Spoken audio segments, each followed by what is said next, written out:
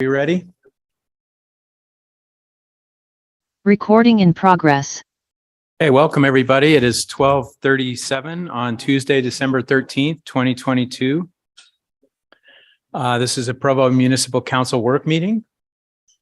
Meetings of the Municipal Council are being held in hybrid fashion. Members of the public can view council meetings on YouTube or Facebook, or they may attend in person in the council chamber at Provo City Hall. I'll remind participants to mute your microphone when not speaking to minimize the potential for background noises and conversations to be picked up, recorded, and broadcast. My name is George Handley, Council Chair. I'm joined on the stand by Vice Chair McKay and Councilors Whipple, Shipley, Ellsworth, and Fillmore. And we have Travis Hoban joining us online.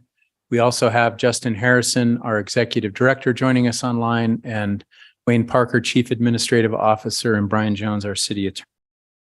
The opening prayer will be offered by Rachel Breen, after which we'll move forward with the meeting.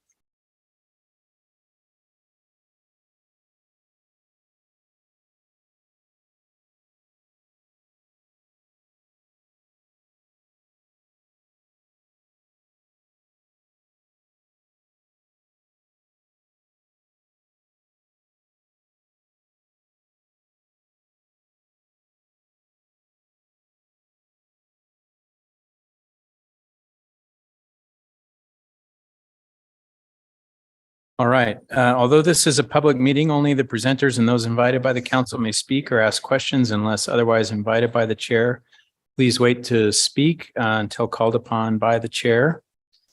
We'll begin with approval of minutes.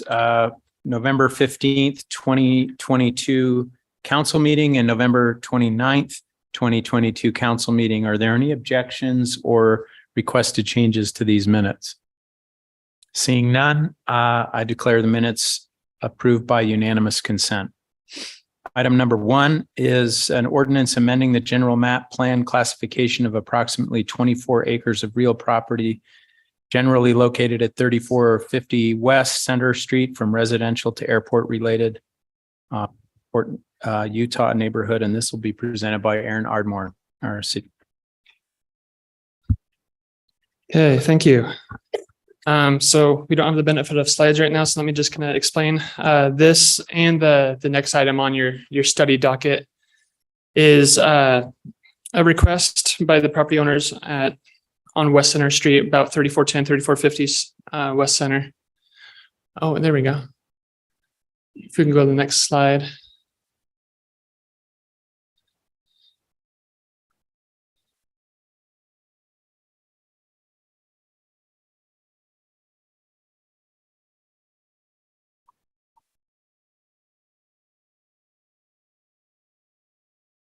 Perfect. Thank you. All right. So there's the area, just to get you understanding what we're talking about. So this item and the one after, like I said, are, thank you, Liz, a request to change the general plan. Now for a little background, little history on these two properties, this property highlighted in red and the large vacant agricultural lot to the right of it to the east are currently residential. And in the Southwest future land use map that was adopted back in 2018, this property owner was a part of that committee that kind of put together and helped plan out that Southwest land use map. At the time, he planned on just continuing farming and was fine to keep it as a residential designation. Years later, now we're here. He's found a new opportunity to develop it in a different use. And so the applicants are the groups that are working with the property owner and are requesting it to go to airport related general plan. We can go here to give you an idea of why they're requesting that. They're looking at a flex warehouse park, more of what you may have seen south of Center Street along the same corridor along Lakeview Parkway. The most recent one was 652 South Lakeview Parkway, where there's a lot of the same kind of spec warehouse product.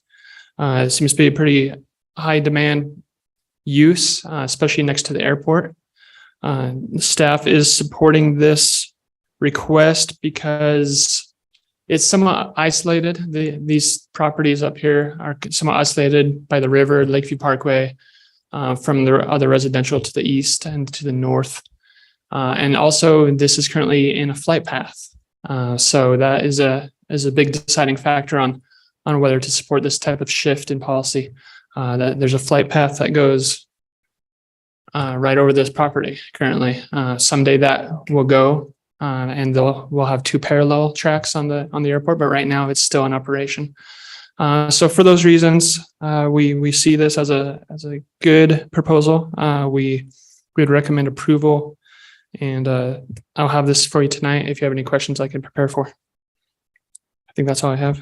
Okay, any questions for Mr. Ardmore? Counselor Whipple? Yeah, if you could go back to the previous slide. We cannot read what the little things say underneath the brown blobs at the top of the property. Do you see that along the trail? So there's the trail. Oh, the amenities. Okay. Yes.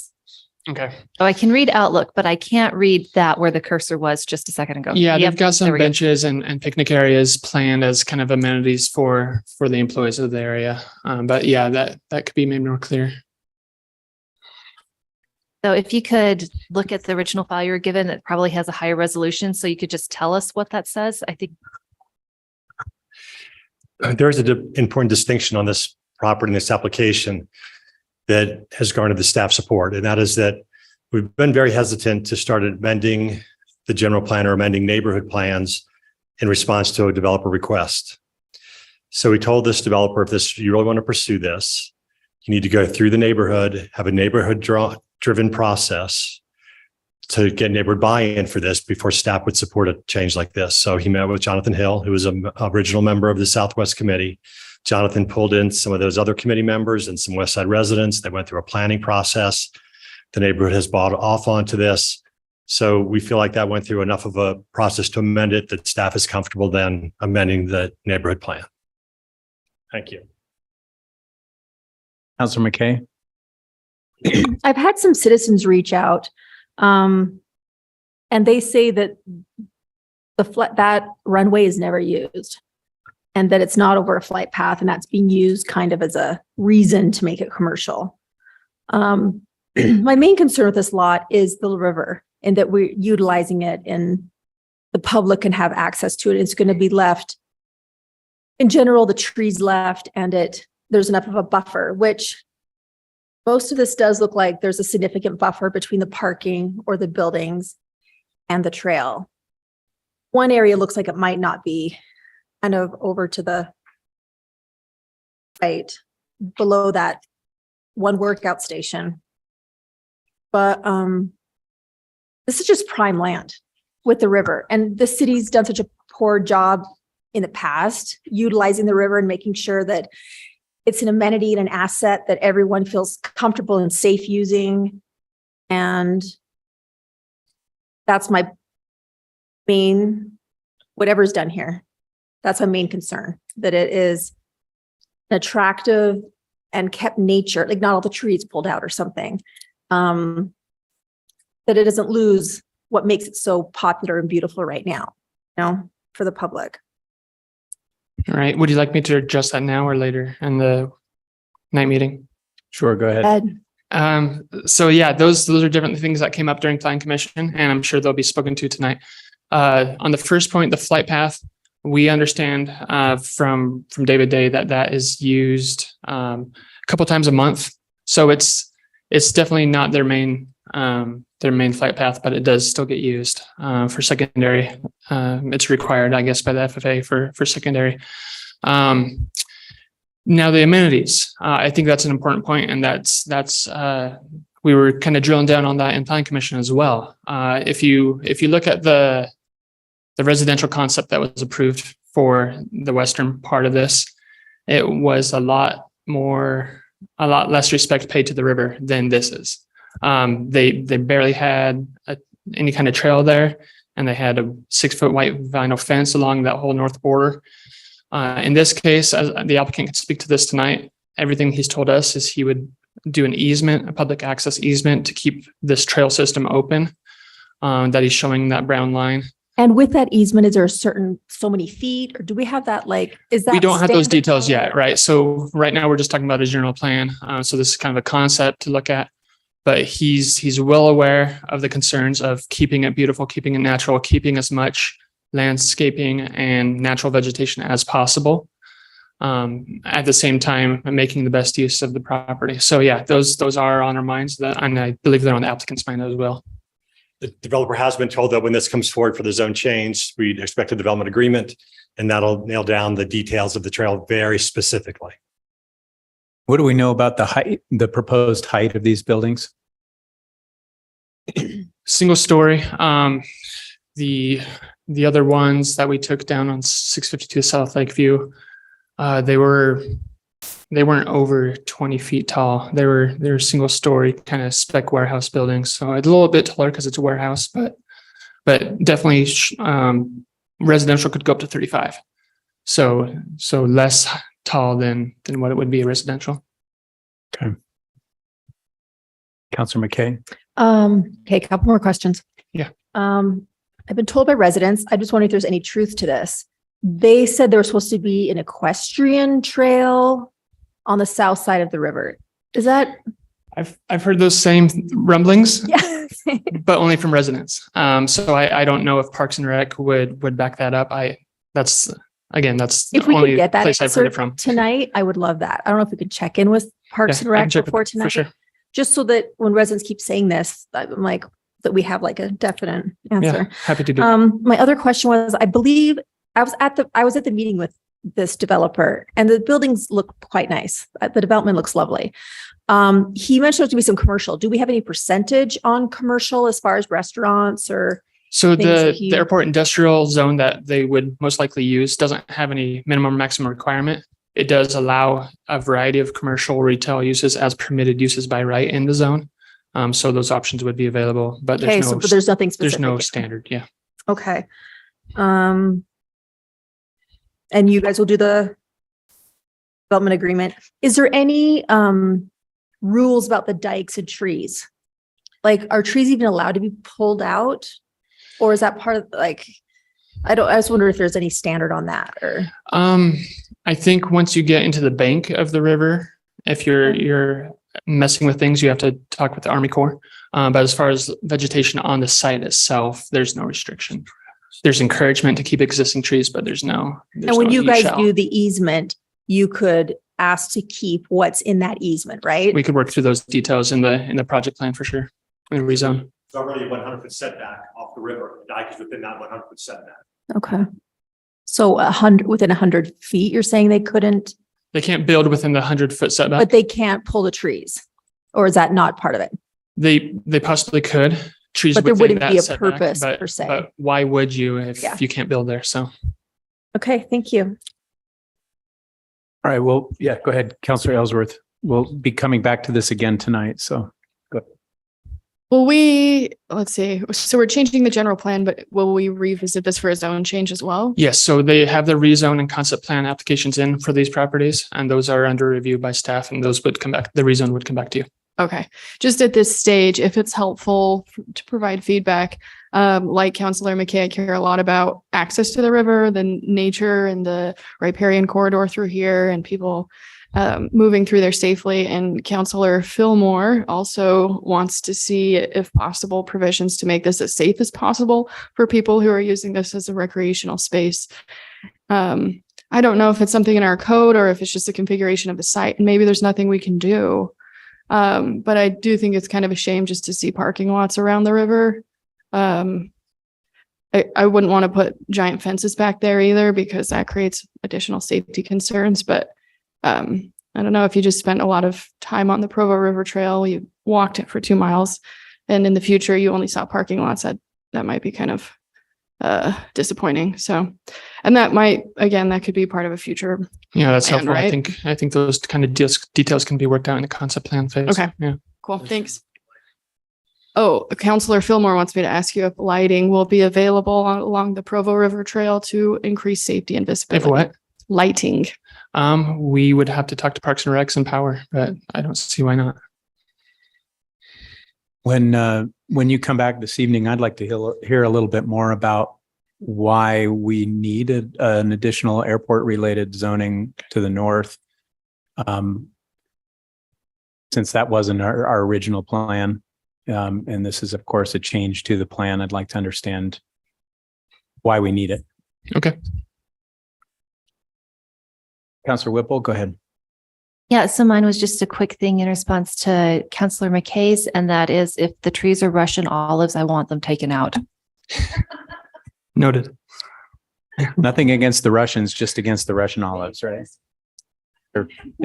They're very invasive, yeah, but we don't need them. All right. Any other questions before we return to this tonight? And of course, you're about to introduce a related item, so go ahead and introduce that. Or I mean, it's essentially the same request. the other so piece. I think I've taken notes on. Okay. I think the questions would be most likely the same. Unless Sounds there's like you've anything else. got plenty to think about between now and tonight. We'll have a more robust discussion tonight about it. Okay. Okay, thank you. All right, so we'll move on to item number 3, which is an ordinance amending Provo City Code to clarify language in titles 14 and 15. This is also going to be presented by Mr. Ardmore. Okay, so for you, the counselors that have been around, I do this every year about this time of year.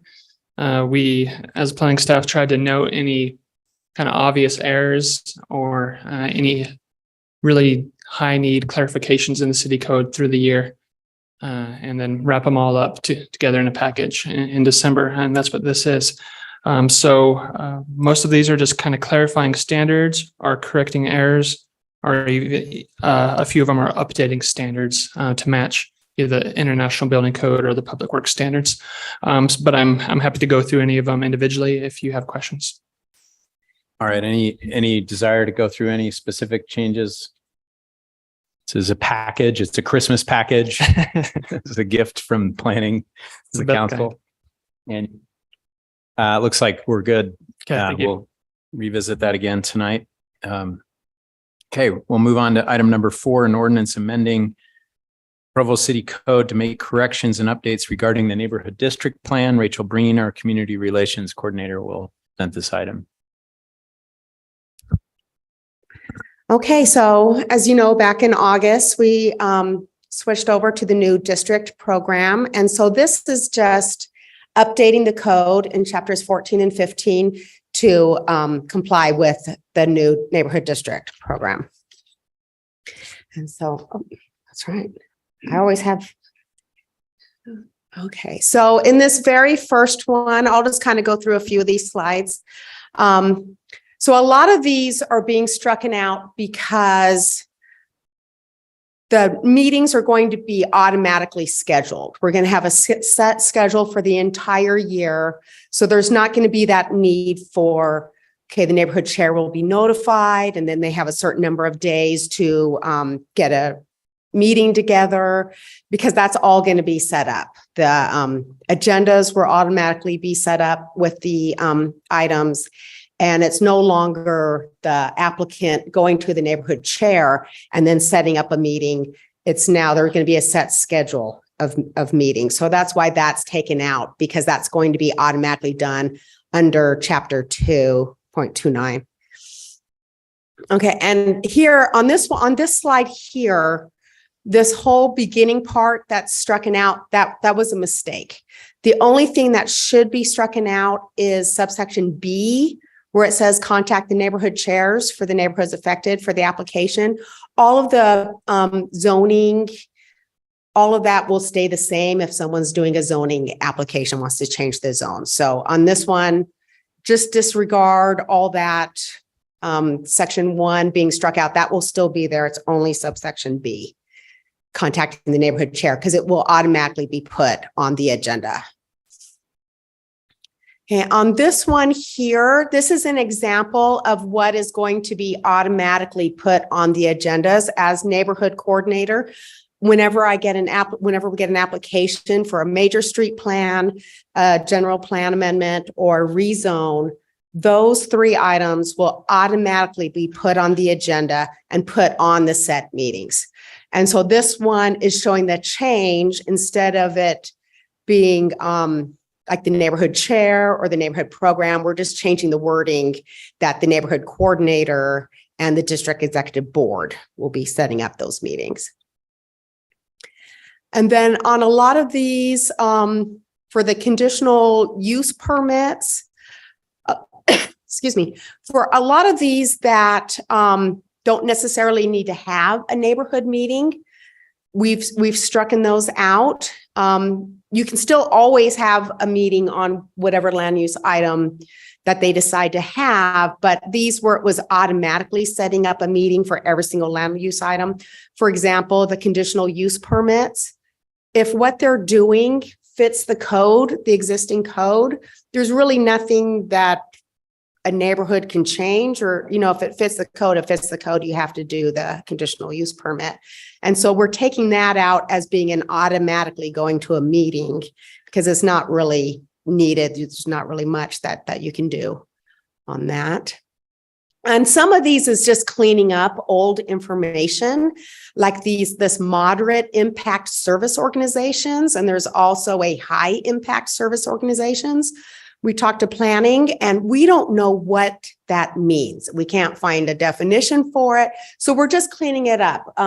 It's not necessary for us to have a neighborhood meeting for something that we don't even know what that is. And we haven't been having meetings for it in currently. And so, and just a lot of these is just cleaning up the language, correcting some punctuation and changing it from the chair of the neighborhood to neighborhood district executive board.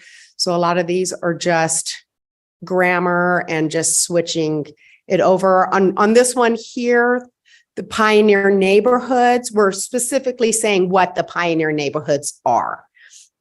And again, on some of these other ones, we've crossed out where they, you know, you're supposed to have a meeting 2 weeks prior. Now we're going to have the set meeting. So there isn't that time frame that we need to have anymore on that. And so the rest of these are just kind of more of the same, just changing the spelling. Okay, this one here in the 1501030, subsection 5, this is where it says explaining applications for zone changes and general plan amendments will be placed on the agenda for a neighborhood district meeting by the neighborhood coordinator.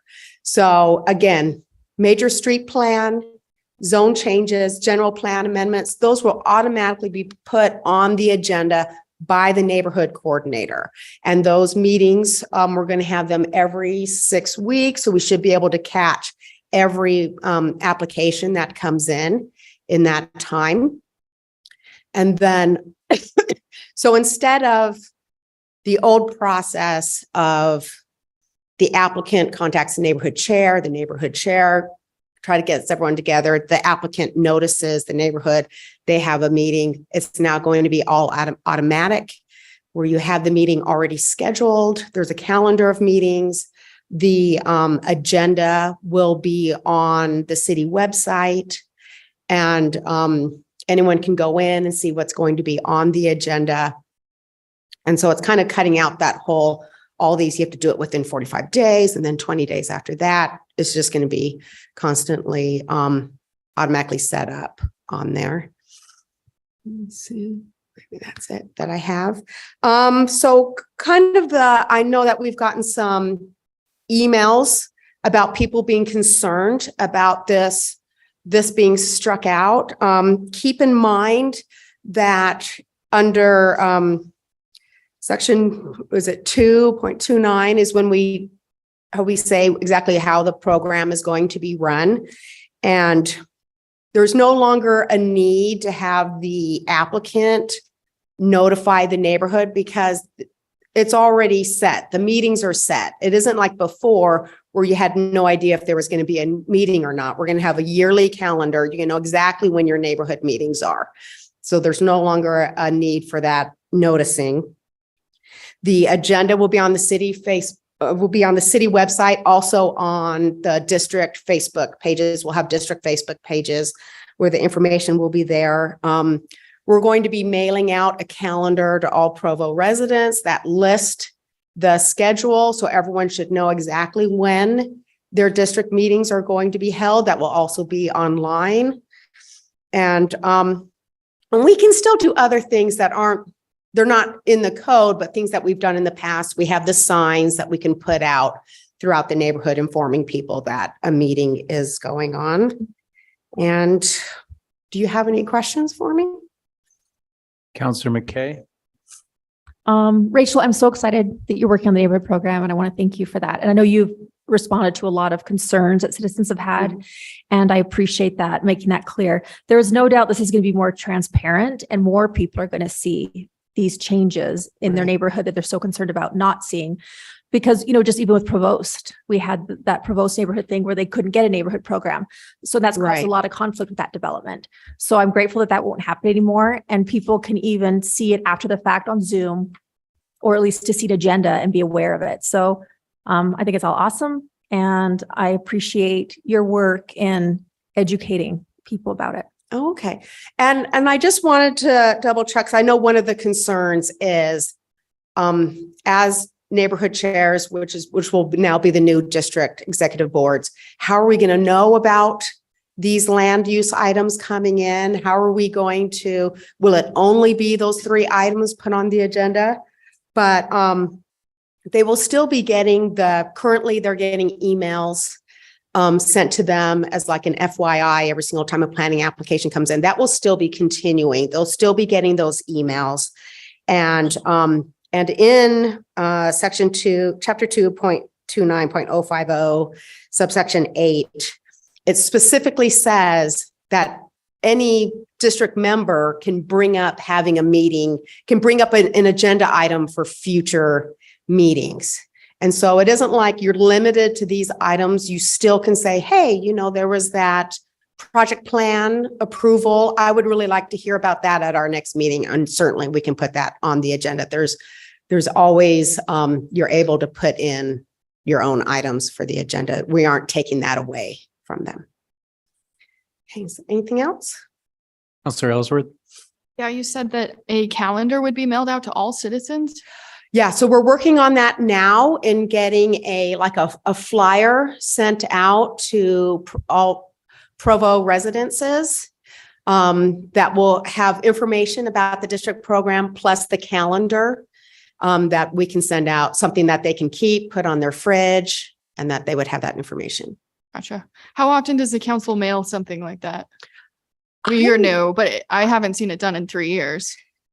I haven't seen it. I talked to customer service. This is something that they do. I talked to the city recorder, something they do for elections. So I'm kind of following their lead on how they do it. This will be my first time sending it out, but we do think it's very important that every resident here in Provo knows about the program, knows the calendar, and can be a part of the process. I think this is just a higher level idea or concept that I've had for 3 years now, that the council could be better at communicating with the public. And so maybe there's something more regular or broader that we could share with them via mailers, but we can have that conversation another day. Okay. Yeah, definitely. Yeah, definitely. We would want to have the mailers out at least once a year with the calendar for the meetings. Any other questions? Thank you. I'll just echo what Councilor McKay was saying. We're so glad to have you on this job. Okay, thank you. Thank you. All right, we'll go on to item number 5, which is a resolution appropriating funds in the general fund for a sales tax increment post-performance payment to Parkway Village. Keith Morey, Assistant Director of Development Services, will present this. Hello on this snowy day. So we've done many of these with you guys before, so I'll just be really brief. This is the sales tax reimbursement agreement that we entered into an agreement with Parkway Village in 2016. And this is the 4th installment. And it's just interesting to me to see what's happened with that. This year's allocation that we're asking for the city council to approve, or just to be clear, we've approved the agreement, which kind of commits us to this, but we come to you every year to tell you what the amount will be because we don't know until we get the sales tax figures. This amount for this year is $69,000. And that's just fascinating because the first year that we did this, the reimbursement amount was 26. So it's almost tripled. And to me, it's exactly why we do these deals. I mean, it shows that the investment that we agreed to participate in with the shopping area has borne fruit, and they've turned a corner and they're doing better. And this is the site where the Walmart is located. Very quickly next year, you're going to begin to see residents move in to the development, the old Plum Tree Plaza project across the street. And so that's just more residents. I think that all those people are going to be looking for places to shop. The Walmart will be basically right across the street from them. And I just think you're going to see this amount continue to grow. Even if they were to completely maximize their potential, they probably would never, ever max out the total amount that we agreed that we would participate in. But it just is a good faith effort to show our willingness to participate. And I'm happy to see that it's borne fruit. So anyway, I don't know if you have any questions. Otherwise, we'll be back tonight. Any questions for Mr. Maury? It's one I'm excited about. It's a good thing. All right. Thank you so much. Thank you. Looks like there are no questions for that for now. We'll turn to item number 6, a presentation regarding a progress report on the Innovation Grant Funding Program from Dixon Holmes, Assistant CAO. Council Chair, council members, pleased to be here today. Just wanted to bring the council and just maybe do a little show and tell, as it were, from the different recipients of our Innovation Grant Award program. I've been doing this 3 years before. We've done it a couple of years prior to that. And so today we have just 4 brief presentations to you. And if you have any follow-up questions, be happy to answer those. But we'll just have each of the presenters. We'll have Kathy Smith go first with Parks and Recreation, the aquatic facility.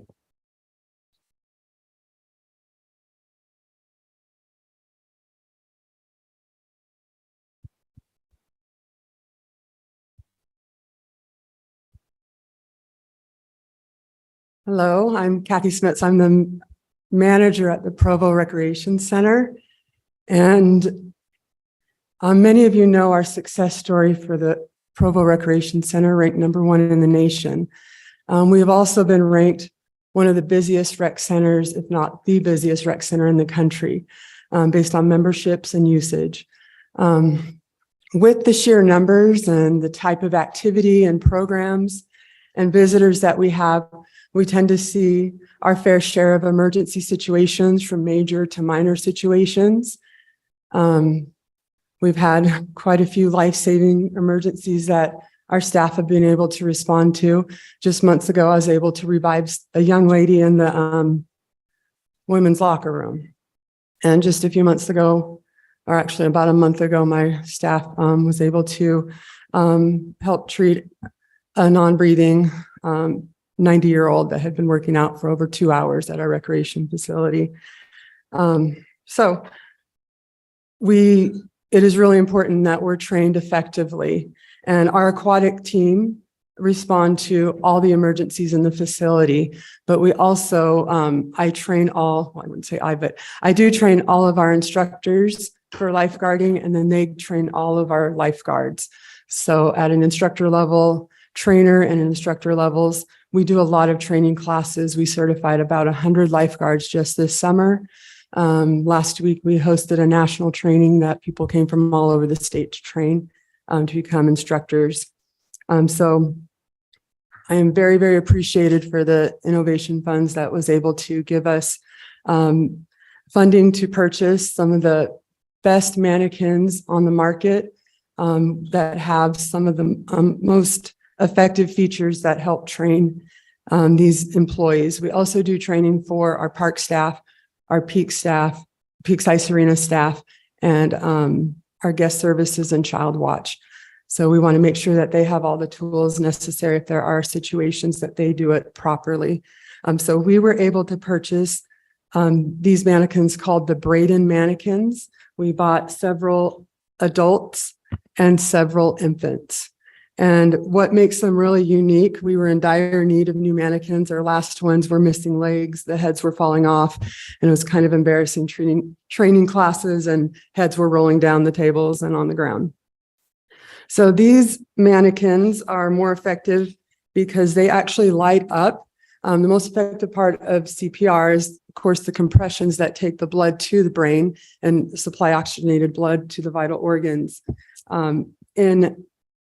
This is not quite the smoothest area, but I will show you how they operate. But they have more advanced anatomical features, and also they also have more lung and breathing features that are more effective for use for training.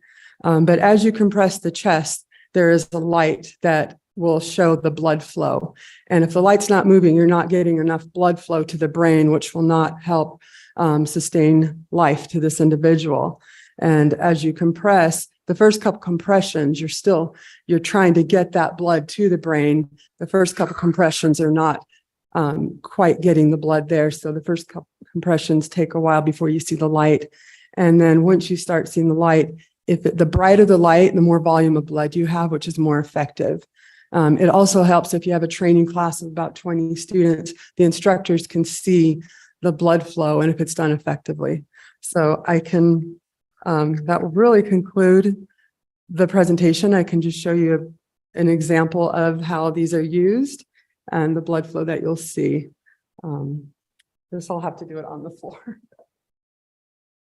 So the first couple of instructions.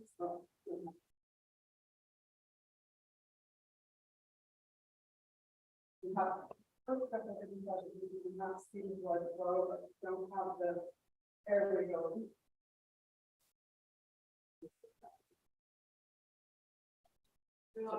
Okay, so we'll show you blood flow going to the, and then the brighter the light, the more blood.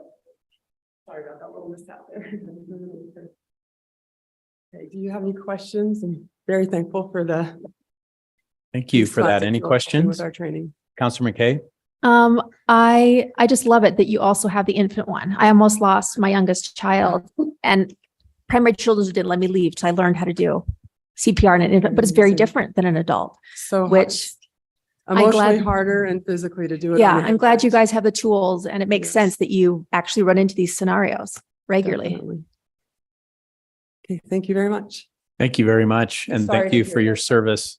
Just as a side note, I am sure the either the aquatics or the fire department would be more than happy if the council would ever like a session on CPR training. I know our department has done this, and it's tiring. I mean, it gets really tiring pumping on those things, but it's just good information for everyone. Let's go ahead and have the fire department come up now for their presentation.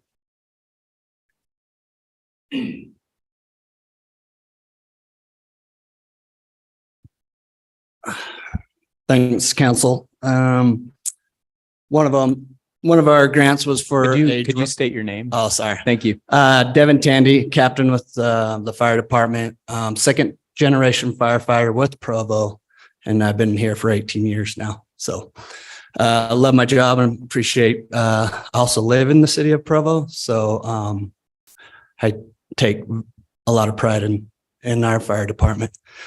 Anyways, so we got a fire department drone program set up with the innovation grant.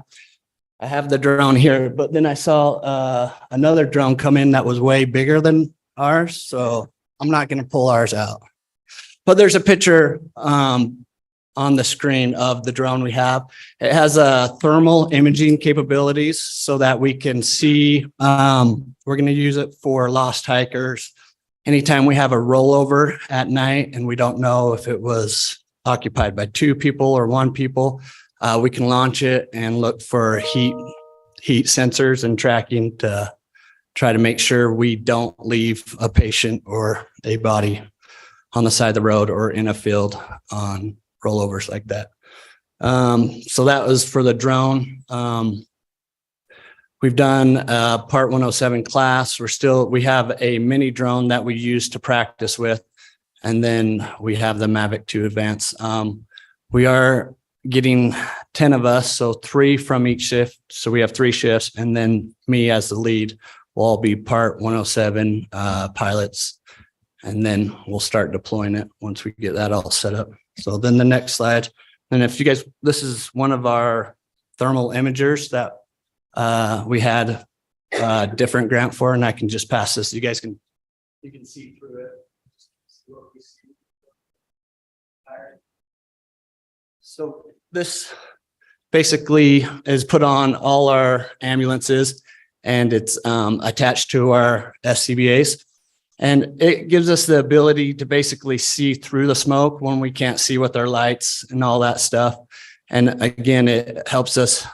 One of the big things is when we go on a search, if we think somebody's in the house or we're making sure that nobody's in the house, it allows us to do that faster and quicker.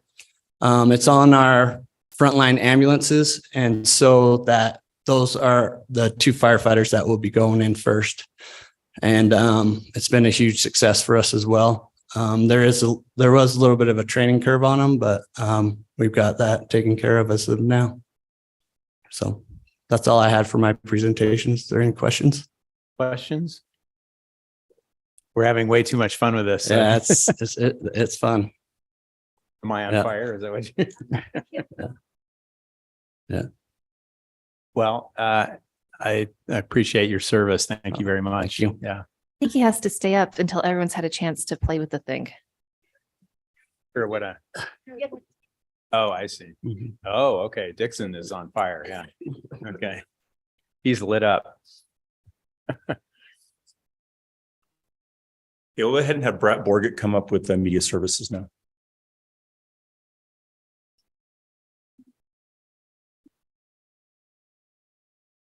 Smelled campfire. My name is Brett Borgett. I'm the Media Services Manager.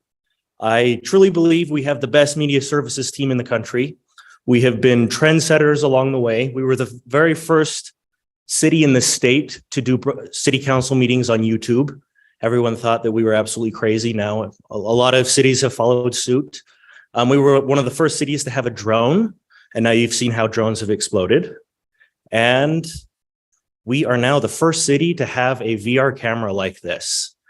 This is called the Insta360 Titan. It is a top-of-the-line virtual reality camera. I'm not sure if any of you have ever used virtual reality, but it gives you an experience that you can't get anywhere else. And with this, we got a rover to help drive around our 360 camera. We have come up with a brand new experience called Experience Provo. And we have found that the best use for this technology right now is for tours. You can't get anything like this anywhere else. And we want it to be better than if you come in person. And so far we've come up with a few different tours. One of them is come tour inside one of Provo's 6 million gallon water tanks.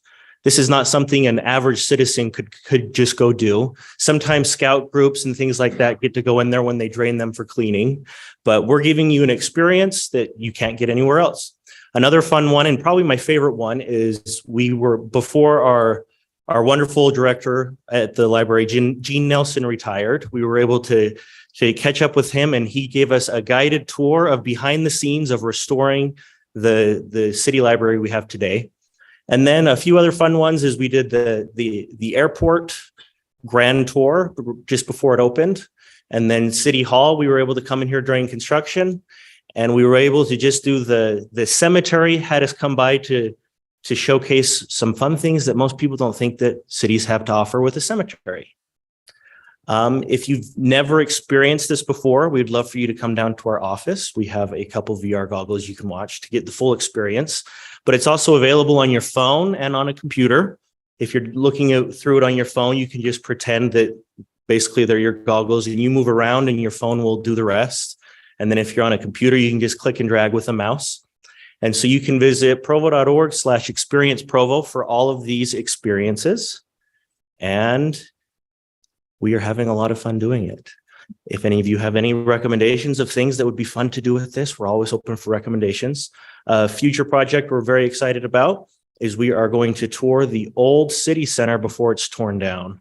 We feel like that's going to be something that in 20 years, 30 years from now, somebody's going to want to say, I wonder what was here. And we can show them in what for now is the best technology out there. But I fully believe that it's going to stand time. And in 20 years, people are still going to look back and be able to appreciate this. Any questions?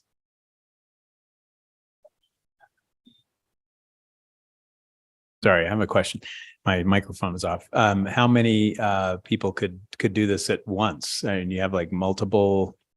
So if any of you wanted to come down, we have 3 different goggles. 3 people could do it at a time. Okay. There a question here? I was just going to ask, is it something that through an Oculus at home, somebody can Yes. download this, or how do we So find this is all accessed through YouTube. So if you just look at Provo City's channel, so Provo City's YouTube channel, they're all on there. They're on their own playlist. Perfect. Thank you. All right. Thank you so much. Okay, then we have Calvin Hone from the engineering department or public works. While he's coming up, I'll note that Travis Hoban has joined us in person. Welcome, Travis.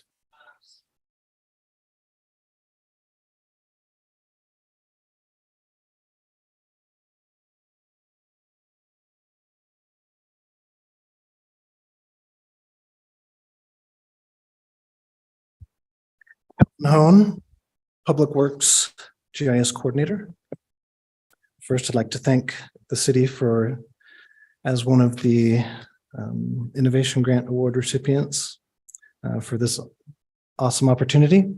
We have chosen to use this opportunity to advance our capabilities to collect accurate and safer data.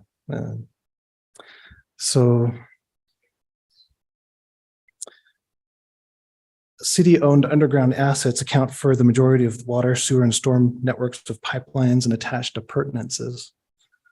Capturing accurate location data for underground assets has always been a challenge because there's a short window of time during the construction process between when the assets are installed and still exposed.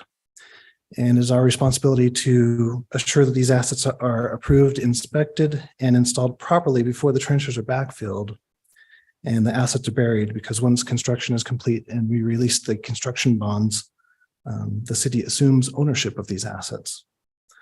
Over time, Public Works has improved upon how this data is captured and stored in our GIS database system of record. For a few years now, Public Works has been collecting drone imagery to support our photogrammetry workflows. However, by combining aerial collection with light detection and ranging, we have new opportunities to enhance our collection efforts. So we purchased an M300 RTK drone, and this is the little magic right here that attaches to this drone. It's a LiDAR unit that collects 3D point cloud data. So it sends out light laser pulses, returned back, calculates exact position of each point that gets returned from each laser. And what that allows us to do is create 3D point clouds that are accurate 3D surface models of our construction projects with open trench conditions, while shortening the collection timeframe and without our inspectors having to descend into the trenches. To date, we have flown 3 test missions and are currently working toward creating our processes to process the data and present the data in a most efficient and intuitive manner. So this slide shows an example of an augmented reality app where the user can swipe on a camera view and see the open trench conditions after the backfill has taken place or paving. So our goal is to have, by the end of summer, a completed project inspected with asset information stored in an as constructed state that can be referenced back to long after the project is completed. And our goal is to prove this use case and more as we go forward to other inspection processes including things such as pavement condition rating, material fill estimations, and other field inspection tasks. So if this works out, then I can envision all of our public works inspectors being able to enhance their inspection process with the available LiDAR now. So thank you. And if you have any questions. Thank you. Any questions? Oh, all right. Thank you so much. I thought you were going to turn it on right here for a second there. And I thought, well, okay, I'll trust that that's not I going to didn't bring the batteries because I knew I would be tempted. Yeah. All right. Thank you. Oh, what's that? Okay. Councilor McKay has a question for Dixon. Yeah. Hey, Dixon, I'm just curious, the funds, do they come from federal, state, or are they just our Provo City funds? These are from the general fund, and we do have an innovation grant line item.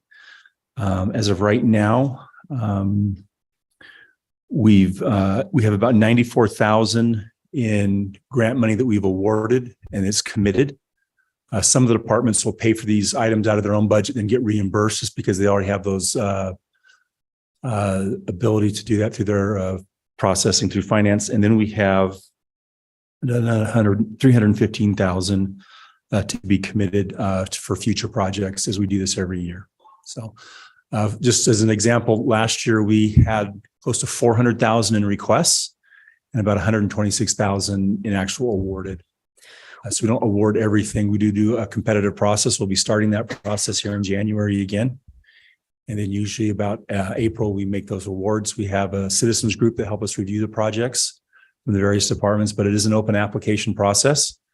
We have had, again, from the very top to the very bottom. So we've had department directors make requests, and then just our other employees make requests, and we review those, and then we award them based on merit and the problem they're trying to solve. Sometimes it's a bit of a trial and error on some of the things they're trying to get. So rather than spending big dollars, we'll give them some seed money to prove the concept.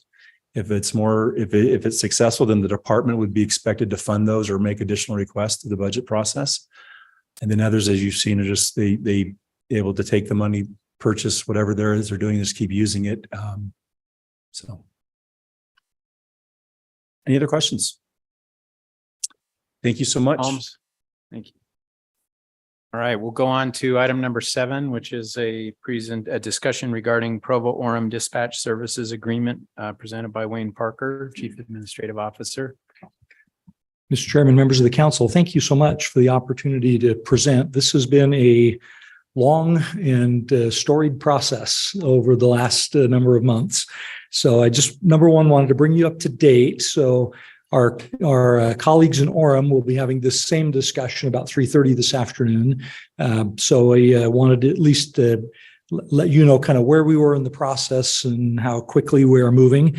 I appreciate having Chief Miguel here to answer any operational questions. But let me just indicate that Brian Jones has been very involved in this process, drafted the original agreement, which again is in, we're exchanging minor tweaks back and forth. So I think we're getting really close there.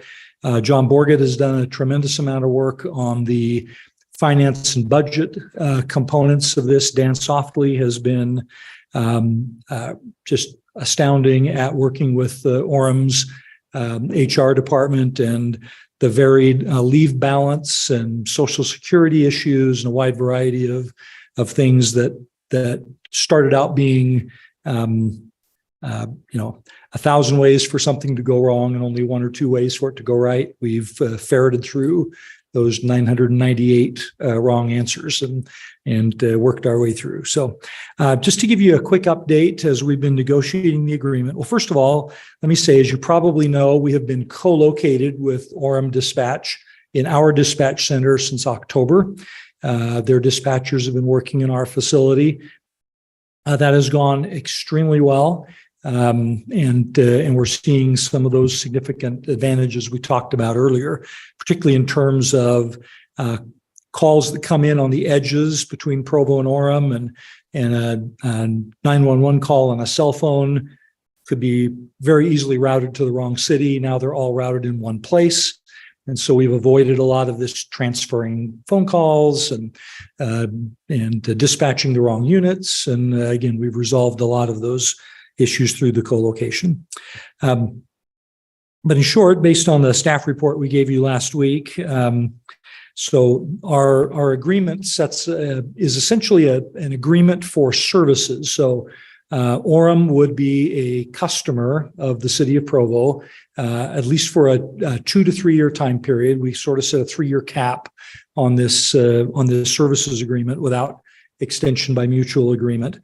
And we've committed to work on a longer term interlocal cooperative agreement. And again, there are a variety of ways that could go, and we're continuing to try to envision exactly what that looks like. So based on the agreement, Orem dispatchers will become Provo City employees on December 25th. This is not because it's Christmas and we hope it's a mutual present, but it happens to be the start of a pay period in Provo. And in order for new employees to qualify for health and other benefits, they have to have started in the month before their health insurance starts. And so this gives us kind of the shortest gap in which they will be still receiving Orem benefits as a now former Orem employee for about a week until they're Provo employees, and then their insurance will transition on January 1. So it establishes an advisory board with 3 staff members from each city who will work together to ensure that the services are being offered effectively and cost efficiently. It's a place to resolve concerns during this contract period. And we've defined that in the agreement. The agreement addresses in some detail exactly what we're going to do with leave balances, transferring from Orem to Provo, and how we will handle, for example, Orem has a great sick leave policy, but there is no cash value to sick leave. So there's no sick leave buyback. There's no payout on termination. And obviously Orem didn't want a circumstance where a dispatcher would come and move 400 hours of sick leave that was not compensable in Orem. And then on January 2nd, it becomes compensable in Provo, and they leave, and Orem gets dinged for a cost that they didn't have before we started this agreement. So we've worked out some specific changes, which I think have been well received by the Orem dispatchers, and Orem's pleased with the strategy we've defined. It defines Orem's contribution to the cost of Provo facilities. So there, as you may recall, buying into the cost of our dispatch center, and their responsibility to provide consoles, electronic equipment, other capital expenses that are related to accommodating them in our center. We've defined the method of cost sharing. So the operations budget will be split between the 2 cities, based 50% on population and 50% on 911 calls for service. That sounds a little bit familiar, right? Kind of like the state sales tax distribution formula. And then capital expenditures would be based on service level population only, because again, it's a large fixed cost, and it's probably not so much. It's gonna exist for years beyond the fluctuation in calls for service.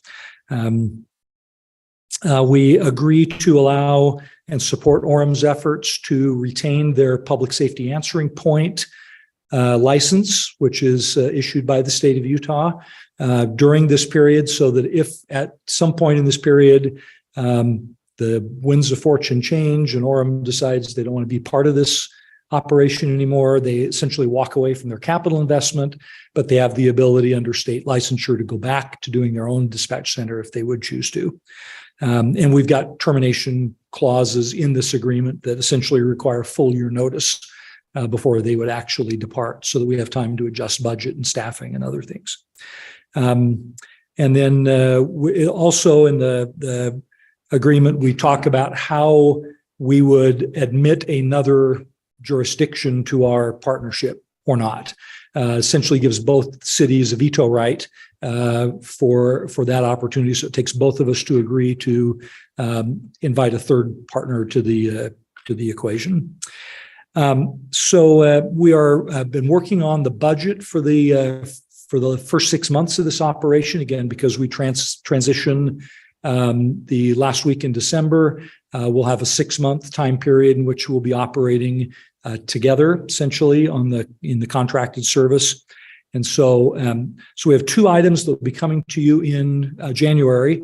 One will be the 6-month budget, in which we'll amend the city's general fund budget to accommodate for both the expenses of the expanded service as well as the revenues coming from our partnership with Orem.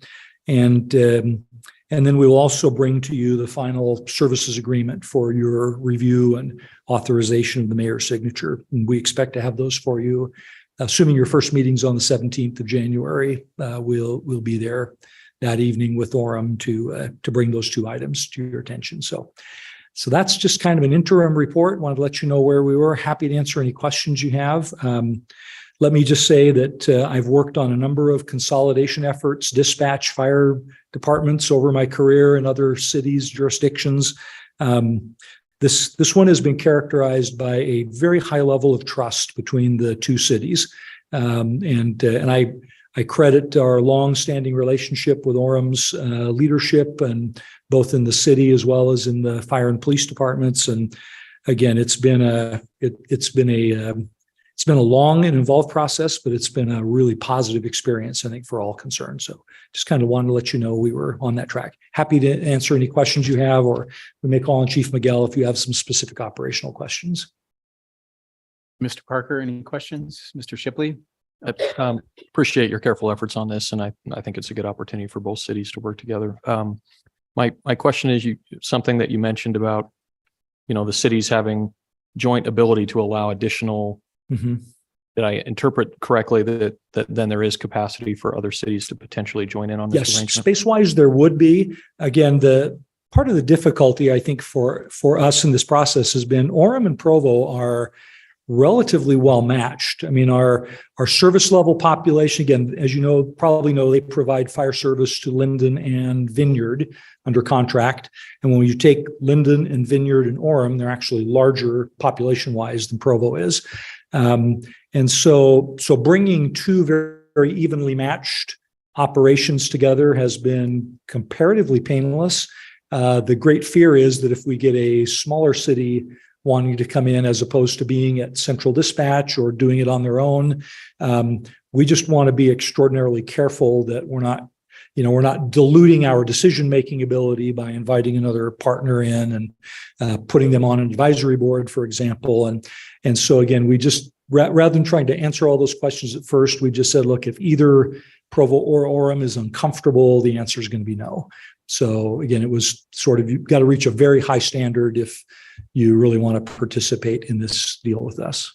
In the past, I recall you saying something to the effect of, having borders, with other cities and having dispatch that's centralized can obviously create all kinds of efficiencies and really help the coordinated effort that happens anyway, right? But just sometimes isn't very efficient because we're having to deal with different centers. So I just imagine that there would be other bordering cities that might consider. There may well be. And again, we'll certainly keep that option open.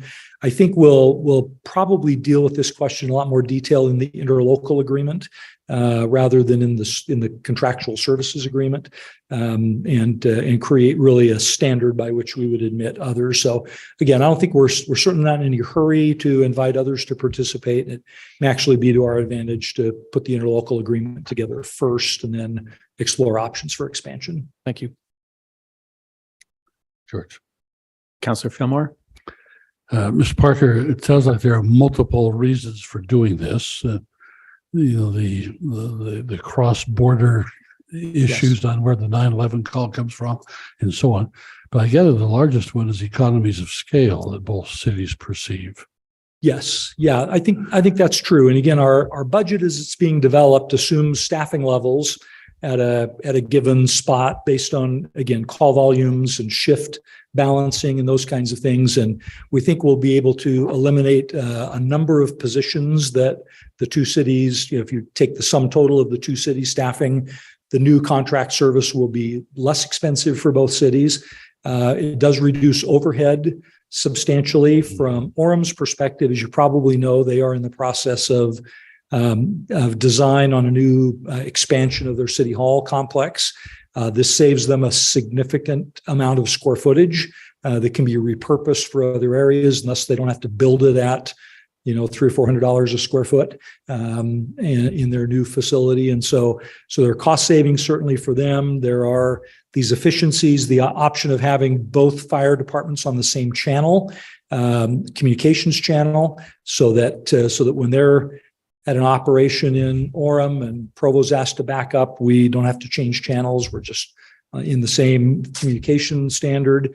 There are certainly cost savings, but I think even more importantly is I think we're increasing the level of service for the residents of both communities. You can save money and increase service levels. That's the epitome of doing more with less, right? Sure. Can you give us a rough sense of what Provo's budgetary savings is with this approach? Yeah, we will know that shortly in a lot more detail, but I'm guessing, Chief, I don't know if you've had, or John, an opportunity to look at that question yet. Can you come up to the microphone? There's just an example that we can give you. So combined, both cities have 51 full-time equivalents. As we combine them, we actually now have 42 full-time equivalents. So we were able to actually, I think we have better coverage, and the result will be a significant savings in those number of people.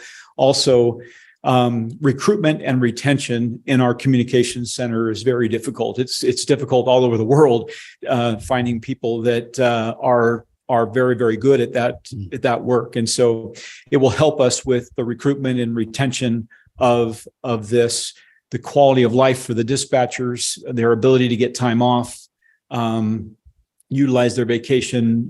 There are in virtually every area, including as Mr. Parker said, capital costs. We will be bringing to you in a couple of weeks a capital cost that instead of Provo and Orem each expending this for a new fire dispatch system, we will be actually splitting the brains. We can do it with one central computer between Orem and Provo, and we're talking about significant savings in those areas. But to date, 9 employees. Okay, that's helpful. Thank you, Chief. Other questions? All right, thank you, Mr. Parker. We'll look forward to returning to this item with more information from you in January. Okay, we'll turn to item number 8, which is an ordinance amending Provo City Code regarding towing operations to add a grace period for patrol tows, from Brian Jones, our city attorney. Thank you, Chair Handley. Councilors, this, as you are aware, is something that's been a discussion for the council over the past several weeks. And we're here just to report back. If we can put the language up on the screen, we're just here to report back on the proposed language to address the grace period issue. Let's see, so you can scroll down to the actual amendment language in the exhibit.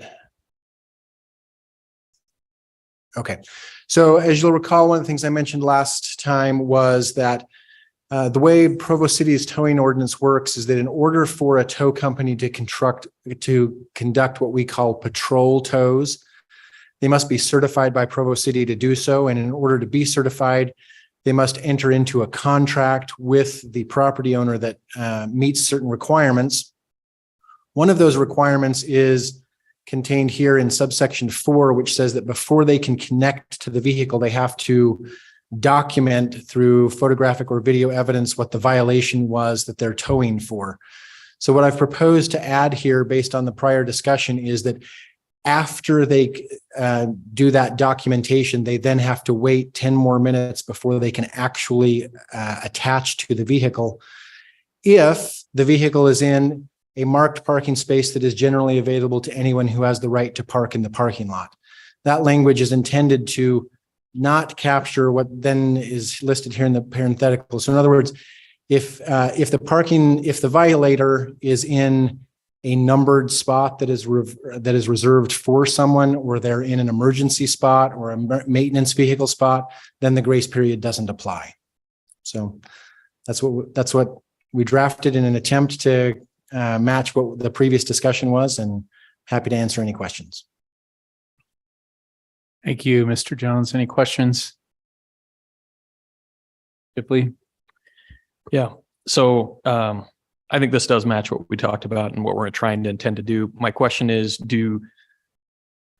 is there an unintended consequence potentially of this changing how they design their lots or mark their lots in some way? I mean, I can't think that through far enough because but right. But are we in a situation where they might change how they mark, their lots just for this specific rule?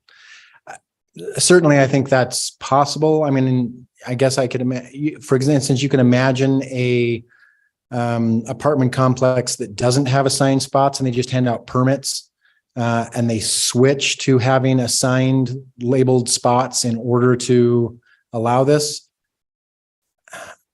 I guess what I can't answer is the policy question, whether that's a bad thing or not. I don't know Right? that it is. Yeah. I mean, I think there are pros and cons to that response if they took that response. And so I really don't know. Okay, thank you. You're welcome. All right. Seeing no other questions, thank you. Thanks welcome. for drafting that for us. I quite like it. So. Okay.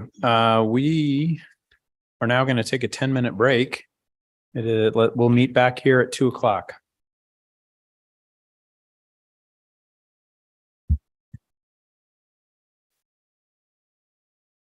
Recording stopped.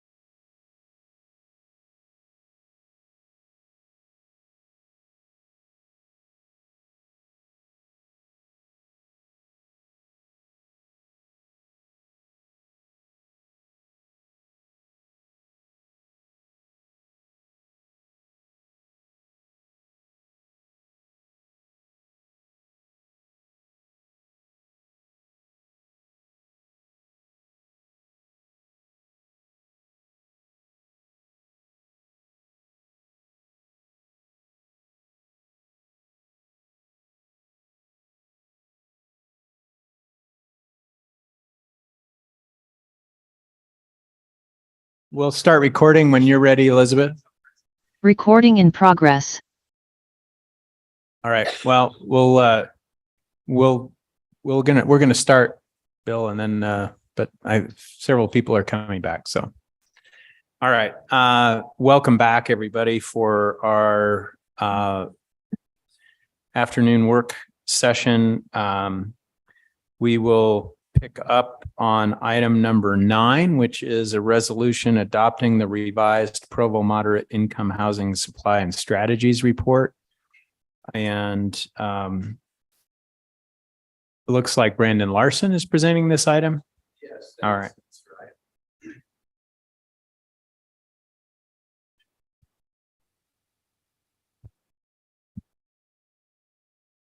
Okay.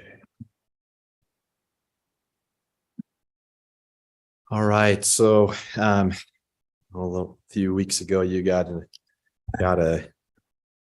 email from the state talking about our moderate income housing element, and kind of a little bit of a surprise there. Of course, we know that there was a change to the state code that required us to have a moderate income housing element. And so back in September, we adopted a housing element and went through all the code requirements and felt we had met it. Well, when the state Department of Workforce Services went through and compared it against the code, they found that there were some, if you take a hard interpretation of the code, they found that we were non-compliant in a few areas, very minor things. And so the Department of Workforce Services even stated that they did not go into the process of reviewing those thinking that they were going to review them with applying the strict letter of the law, and apparently that was the direction they received. So that put us out of compliance. So the things that here's the 4 points of non-compliance. You got the letter, and the reason why you got the letter is because it's required. It didn't come to staff directly; it came to you because the state code requires that. So there's verbatim goals in the state code. We were required to refer to those state codes verbatim. We didn't clearly define timelines for some of our goals. We didn't have timelines for some of the benchmarks we used, and that was an issue. All of these were an issue for we have, because of the front runner station, we have certain requirements, particular requirements we have to meet, and those requirements, all of those issues 1 through 3 needed to be addressed for our fixed guide rail goals. So I'm sorry, Brandon, can you explain guide rail goals? Did you say what that was? Yeah, guide rail goals, again, it's just the front goals related to the front runner station. Okay. Yep. So all that 4 is saying is like everything related to our goals related to like the front runner 1 through 3 had to be addressed for the front runner goal. So, so what we did was we went through and made some minor changes, took that letter from the state, and honestly, it didn't take a lot of work to come into compliance. We made those changes and then set up a meeting with the state and had them go through the changes with us. And they proposed a couple of other small tweaks, and so we are now at a point where we believe that we'll meet all of the state code requirements and get through that review by the Department of Workforce Services. There were some goals that there was one particular goal that we removed because it wasn't, it was kind of out of our control on how that one was going to be. The city had already done the work they could to make sure that a certain action would occur. And I guess I didn't print off my note here. It was related to F, to goal F, which corresponds with, see if I've got this in my notes here. It was related to zoning around transit stations. And we believe that work's already been done. So we're like, well, we have to show. The reason why we got rid of that goal is because you have to show the state that you are you've got to show improvement each year. And so it's pretty hard to show improvement on something you can't control. So we got rid of that. It wasn't necessary. So we got rid of all the goals that weren't related to moderate income housing. We tried to tried to make the table a little clearer. So instead of like using 1A and 1B like we've done in other spots, we gave it like the alphabetical numbering that corresponded with the state code, and just went through and updated this document according to what we were asked to do by the state. The timelines for so we went and added timelines to the goals. They're pretty balanced. You can see on this flow chart here, 3 of our goals are short, 2 mid, 2 long, and 2 that are kind of ongoing. So got a pretty balanced set of goals. They've got timelines for the benchmarks, and so I feel like we've met the state code. And the important thing is coming up in October, we've got to go through and give them a report. I got to give the state a report and let them know how we're doing on our ongoing efforts to meet those goals and ultimately help increase access to moderate income housing. So these tweaks will help us in conveying that and communicating to the city. So it's a helpful thing. It's more, these are technicalities, weren't major things, but we are trying to be really proactive and get this taken care of so we can meet the deadline that the state's given us to correct these things, which is February 16th. So like it says up here, we'll resubmit well before February 16th.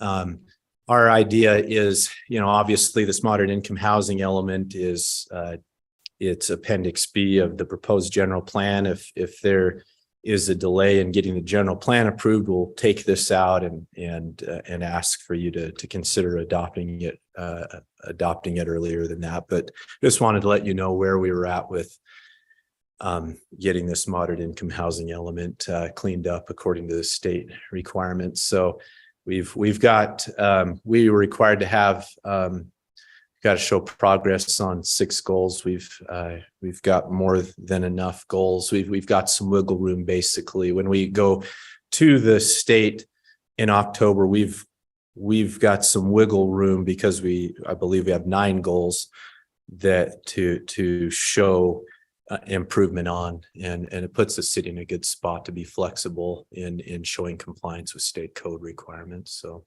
if you have any questions, I'm here for those for answers. So thank you, Councilor Whipple. Yeah, so thank you so much for working on this and doing it so quickly. So I wanted to be sure, you just showed us a little slide where short, mid, and long term were defined with years. Is that also within the document that we're submitting again?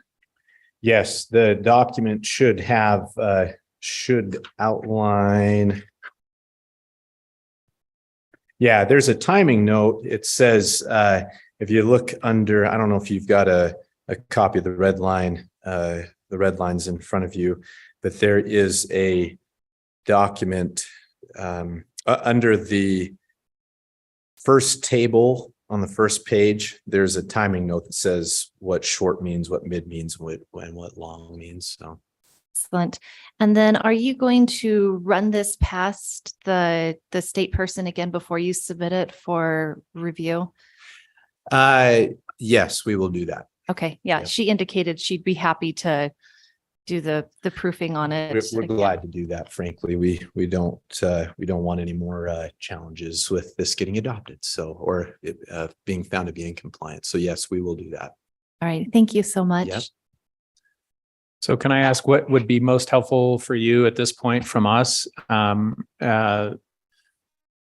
Knowing that you would be resubmitting this to the state person for preview, I guess. I assume you'd like to do that sooner than later. Right. What would be most helpful from us? Are we revisiting this evening? Yes, it is. Okay. Yeah. So is there anything you're looking for from us? Substantive feedback on potential changes? Yeah. Is there anything that you, any counselor sees as needing some work? We feel like we've, gone to the effort to change this and update it according to the state code. We've done it based on, meetings with them. We've had also attended a training by the Utah League of Cities and Towns as well to inform this, our efforts. And so I feel like we've done what we were asked to do and have kind of hit the mark, but we just want to make sure you guys, that the council sees it that way. And if you have any comments, please let us know. So. Is there a question about timing with the passing of the general plan? Presumably, we would, if we were passing the general plan, let's say in theory, we passed it on January 17th, but the moderate income housing wasn't included in that. Is that a problem? Would you prefer that it's bundled together and that we give you any feedback in time for January 17th? Yes, if there's going to be an issue of it being adopted by January 17th, then we want to know that so we can pull it out from the general plan and have you consider it separately. We do need to hit that February 16th mark. And so we want to make sure that this is adopted by that January 17th meeting. So the February deadline doesn't necessarily require us to pass the general plan and this moderate income housing appendix together, but ideally it would work better if we did. Yeah, we just don't want to miss any deadlines. We want to make sure we get this approved well in time to forward it to the state and not have to have any concerns about that. So. All right. Any other comments? I just wanted to make sure we were all clear on what you were needing and looking for from us. Any other questions for Brandon on this issue? Okay, thank you. Thank you. We'll go ahead then and turn to the primary focus of our afternoon work session, which is Development Services requests a complete revision of the Provo General Plan to guide growth and development for the next 10 to 20 years in Provo. I'll just note that we do not have a closed session requested, although it would be most helpful if we were done with this discussion by 4:30, but this is time set aside for us to workshop and work through some suggestions. And as you all received an email from Justin maybe right before the meeting, so I don't know if everyone had a chance to read it, but it was just a reminder of what our time schedule is and process. Any substantive changes that you want to propose to the draft, this is a good time to make some of those suggestions. If there are lingering ones after today, which I assume is also possible and maybe even likely, my recommendation would be to send out a proposal to the council with specific recommendations for language changes that the staff and the council together can look at. And we would want feedback from the council on that. The big issue here is so that the staff knows if there is majority support from the council for those proposals, right? Correct. That's really the issue that I think would be most helpful to the staff so that they don't end up sort of going down a certain rabbit hole of making some changes that one counselor wants, but then it turns out the rest of the council doesn't. So let's try to keep that conversation going both today and over email over the next several weeks. Sorry, I just wanted to give that little No, no. prelude. Appreciate that. Is there anything else you want to say by way of introduction?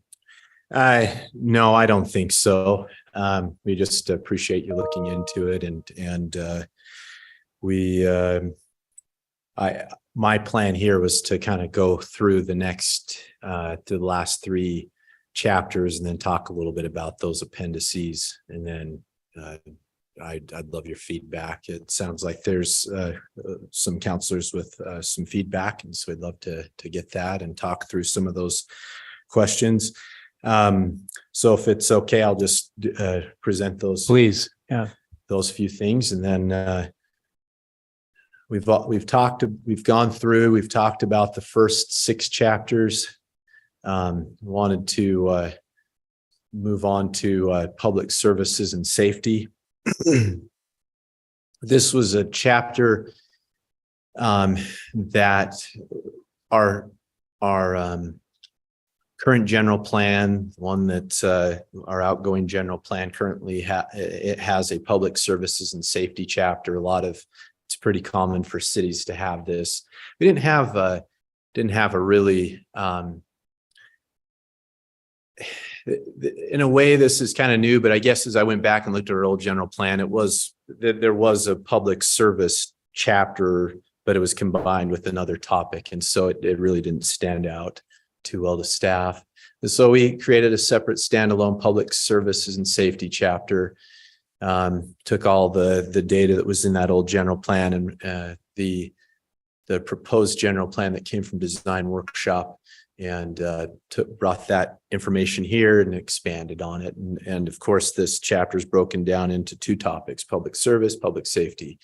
So in this chapter, we talk a bit about Provo's blessed with a lot of great facilities. We've got an amazing rec center, this beautiful building, library, so many buildings, and we note that in our public services chapter.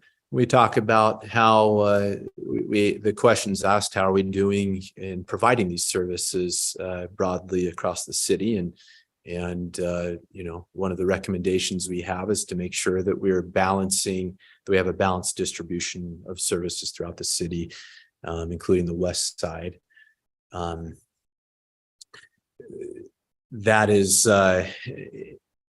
is probably the biggest challenge we see with our provision of services is the distribution of services.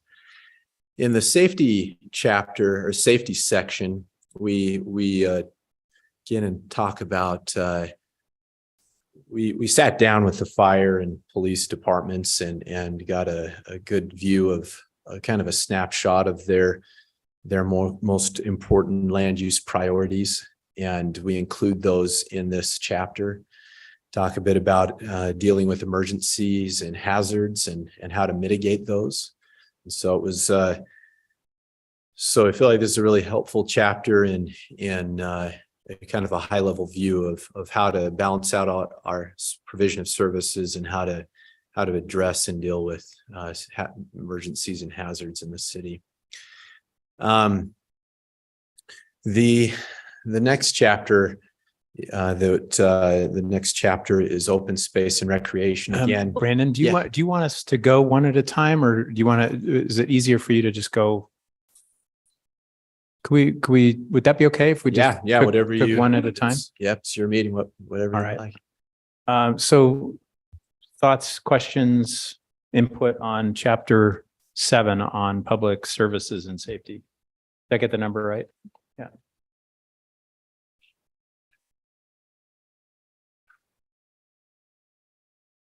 Councilor Whipple?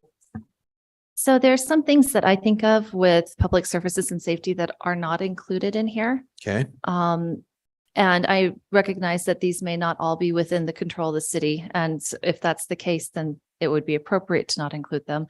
But I'm thinking about safe routes to school, lighting along trails, things like that are real safety concerns. But they're not here.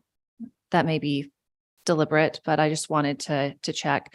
The other thing is I don't see anything in here about services for our unhoused populations. for our homeless people. Mhm. And that seems like it would fit squarely within public services and safety because it affects both of those things. Yeah, that's, you are right. Neither one of those topics are addressed. The provision of housing could be addressed here, or it could be addressed in the housing chapter. Those are both topics we could certainly consider adding to the general plan if the council saw fit. Can I ask the rest of the council for perspective on those 2 points? See if there's majority support for some language in there about those 2 issues. Councilor Ellsworth. Yeah, I would be supportive if it was actionable, if it was policies. A lot of the general plan, the way this draft is written, is kind of contextual, and some of it's just it's a snapshot of 2022. And so if it helps us, if what's written helps us make decisions going forward, then that's great. If what's written is more like task oriented or a to-do list, or it's not relevant in 3 or 4 years, then that's less helpful. And it's not exactly what I'm looking for. And that applies across the board to every element of this general plan, as I mentioned in previous emails. Mr. Fillmore. I think the points that Rachel makes are appropriate for public safety, unless you're addressing them somewhere else. The idea of, lighted trails so we don't endanger people at nighttime exercise, and the idea of safe routes to school is important, for our children. I'm not sure where homelessness fits. There is a public safety element there. Some folks are mentally ill and can be dangerous and whatever, but it's also a charitable element. How do we take care of these people? My knowledge of what the city does, what the county does, and what United Way does is really pretty adequate, commendable. I mean, we have a pretty good system here in our area. I don't know what we would put in here. Maybe just an aspirational element. I don't know that we want to get prescriptive and tell the United Way how to do their job better in the general plan. But I'm really quite comfortable with what we do. We have a good history of taking care of folks that are willing to accept help. Not everyone is, but so I'm not quite sure what we would do in the general plan with respect to homelessness that we're not already doing. What, Councilor Whipple, what type of information would you like in the general plan on these two issues? I don't even know that it's necessary. I just noticed the omission.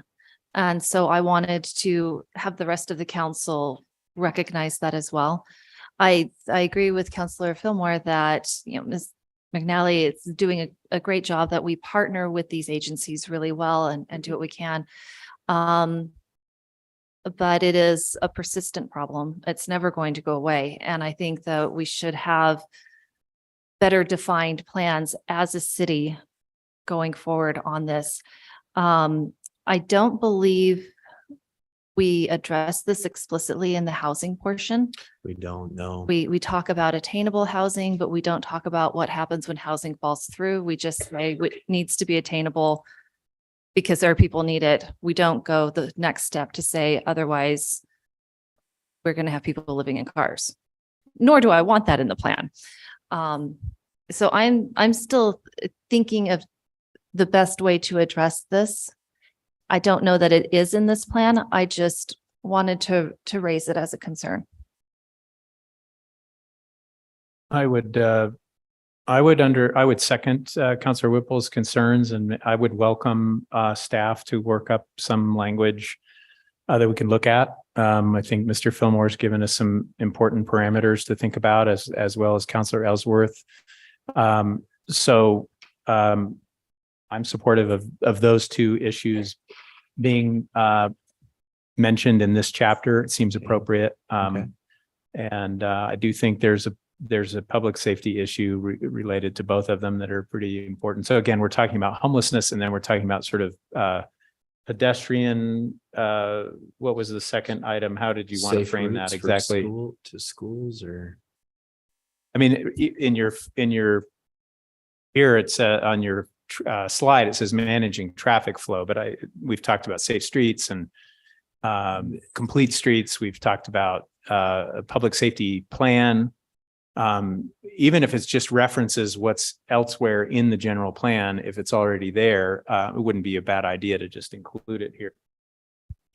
Regard to safety issues regarding pedestrians, see this public safety plan or something like that, or we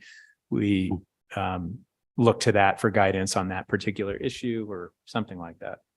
Yeah, and I don't believe we talk about lighting in the transportation or the parks part for those trails. And Councilor Fillmore has brought, it's a real issue for people who are using those trails at night, which is longer in the winter. And I know that Parks is cognizant of that, and they've been trying to do upgrades. But we want people, especially more vulnerable users like children, to be safe as they're walking in the city. Absolutely. About the rest of you in terms of these two issues, just want to make sure everyone's. So I'd be supportive of referencing if there's something within the transportation master plan or somewhere else, that talks about safe streets or safe routes, excuse me, and then also lighting. But if it doesn't, then I think it is part of public safety and services that could be in this segment. I'm not sure on the housing one, the homelessness one. I think it should be somewhere, but I can't get my mind around where, it's appropriate to put that. It's probably under public service, but I'm not sure. Fillmore? I think to be more specific, Rachel's concerns were trail lighting at night and safe routes to school. Wasn't broadly pedestrian safety. It's more of a transportation section issue. I had a couple other things about this chapter, unless actually Councilor Whipple, you kind of had the floor if you were, I just wanted to make sure every time this is going to be what I'm going to try to do is every time somebody makes a substantive recommendation, I want to quickly pause, make sure there's a majority. If there's nobody who wants to speak to it, but the majority's already spoken. So Mr. Hoban and Councilor McKay have not said anything. If you want to say at this point, we don't have anything we're approving because there's no length. What we're basically doing is giving a thumbs up signal to the staff that they should work up some language. But if you actually have specific language you want to propose, then we would need it. That makes sense? Chair Handley? Yes. Notwithstanding that, if it's faster to just take a vote than have everybody make a comment about it, you could still do that by motion and just have someone say, I move to have staff add something about this topic. Okay. Vote on it. I like that. That may be faster than having everybody say all their thoughts about the topic. Okay. All right. That's what I'll do when I identify what looks like a substantive recommendation. So I move that we request staff to draft some language regarding homelessness and regarding public safety, safe routes to schools and other related this public safety chapter. Including lighting? Including lighting. So is there a second on that motion? I'll second that. Can we just add to lighting? There's more alternatives to safe streets or safe sidewalks or trails than just lighting. So just safety in general. That's a public safety element.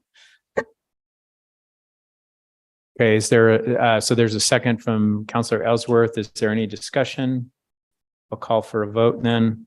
Oh, sorry, there is discussion, Councilor Whipple. Yes, I appreciate that. And I just also want to make it clear if staff determines this is more appropriate, another one, to add the language in the transportation or park part, put it there and then just have a reference from here. We don't have to build the whole module and put it in this house. Okay, so I'll call for a vote. Councilor Ellsworth. Yes. Councilor Fillmore. Yes. I, George Hanley, will vote yes. Councilor Hoban. Yes. Councilor McKay. Yes. Councilor Shipley. Yes. And Councilor Whipple. Yes. Okay. Chair Handley? Yes. Again, just in the sake of efficiency, because you're not actually approving anything at this point, you don't have to do a roll call vote. Okay, I can just do by hand? Both hands. Okay. Thank you. I appreciate any suggestions how to do this better.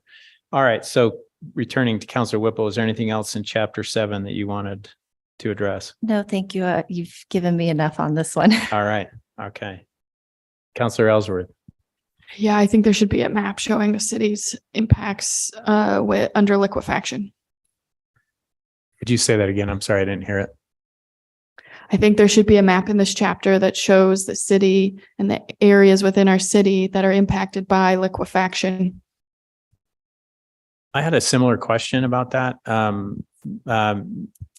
Because we're developing so much on the west side, and we've talked about floodplain issues, but I don't, when I read that, I was remembering that I had that worry previously, and we've never really addressed it. And I'm curious to know what we know from geologists about what are some of the risks of development on the west side because of liquefaction. So is that a map that we can get? Yeah, I believe there is. I haven't seen it, but I mean, specifically for Provo, but I used to look at maps for other parts of the county, and I know they exist. So that's something we can certainly get and put in there. I'm sure the Utah State Geological Survey has some liquefaction maps that are available. And there's language in there that you put in that says something to the effect of, appropriate development strategies for safety that would be required in those cases. But it occurred to me as I was reading that I had not read in any development proposal any language about what was actually being done to address the issue of potential threats regarding liquefaction. It may be an issue that I'm not aware of. Chapter 1505 may have some liquefaction requirements. 1505. There's like water hazard requirements in there. I don't recall seeing them. It may be an issue that we need to give some more thought to. It is an issue, and certainly when earthquakes come, it's a very big possibility. So, Councilor Ellsworth, do you want to make a motion about that? Do you think it's substantial enough in content to make a motion for a map? Oh, okay. Probably. Well, I move that we add a map with the liquefaction areas that would impact Provo City, or the areas of the city that would be impacted by liquefaction.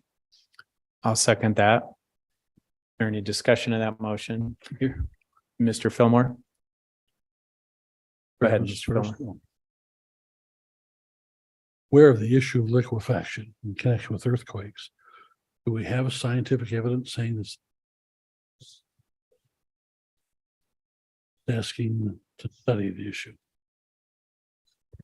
Well, my motion is to add a map. So it doesn't have anything to do with studies or risk. It just would include another map that would be informative in the document. That being said, in the event of a serious earthquake, liquefaction is a serious risk for most of the city because the river would create a giant mud puddle on all sides of the river, and the lake would create a giant mud puddle all around the lake. So that could impact even a mile from the lake, I think all the way to I-15. I'm not gainsaying the possibility of that. Just asking about the scientific origin of the map, its reliability. Yeah, I can't speak to that. We can certainly look into it, and we could even talk with the Geological Survey and probably get Public Works involved. This is kind of more their realm, but yeah, I think staff's just bringing that up because it is an issue, and it probably, the general plan's here to give policy and to kind of give us a signal to like, hey, when you're doing development, we perhaps have some policy, some requirements regarding liquefaction. So that's kind of the thought I have is like, okay, let's put something in there to kind of guide us in our development requirements. So maybe in my seconding of that motion, I would just specify that if we're going to obtain a map, it would be helpful to get some scientific context for interpreting it in terms of what the risks are to address the concern that Mr. Fillmore has raised. I appreciate that. I just don't want to be alarmist. I guess I'm kind of wondering, I mean, there's nothing wrong with having a map in there, but I'm kind of like, what's the purpose? Are we going to provide guidelines around development or, regarding the risks of what's it called? Liquefaction. I'm just like kind of wondering, I don't know.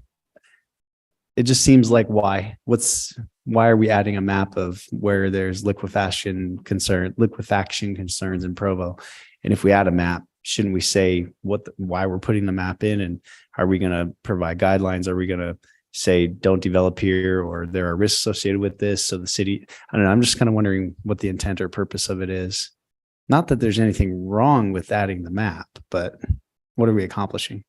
So page 69 and page 70 talk about liquefaction. It says land near Utah Lake is also susceptible to liquefaction.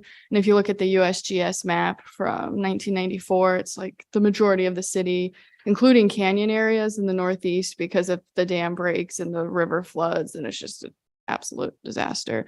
So it gives a definition of liquefaction. It talks about liquefaction, but there's no map illustrating where people should be concerned. So if we don't have a map, that's fine. Then just delete all the hazards and emergency situations, because none of that's informing future development.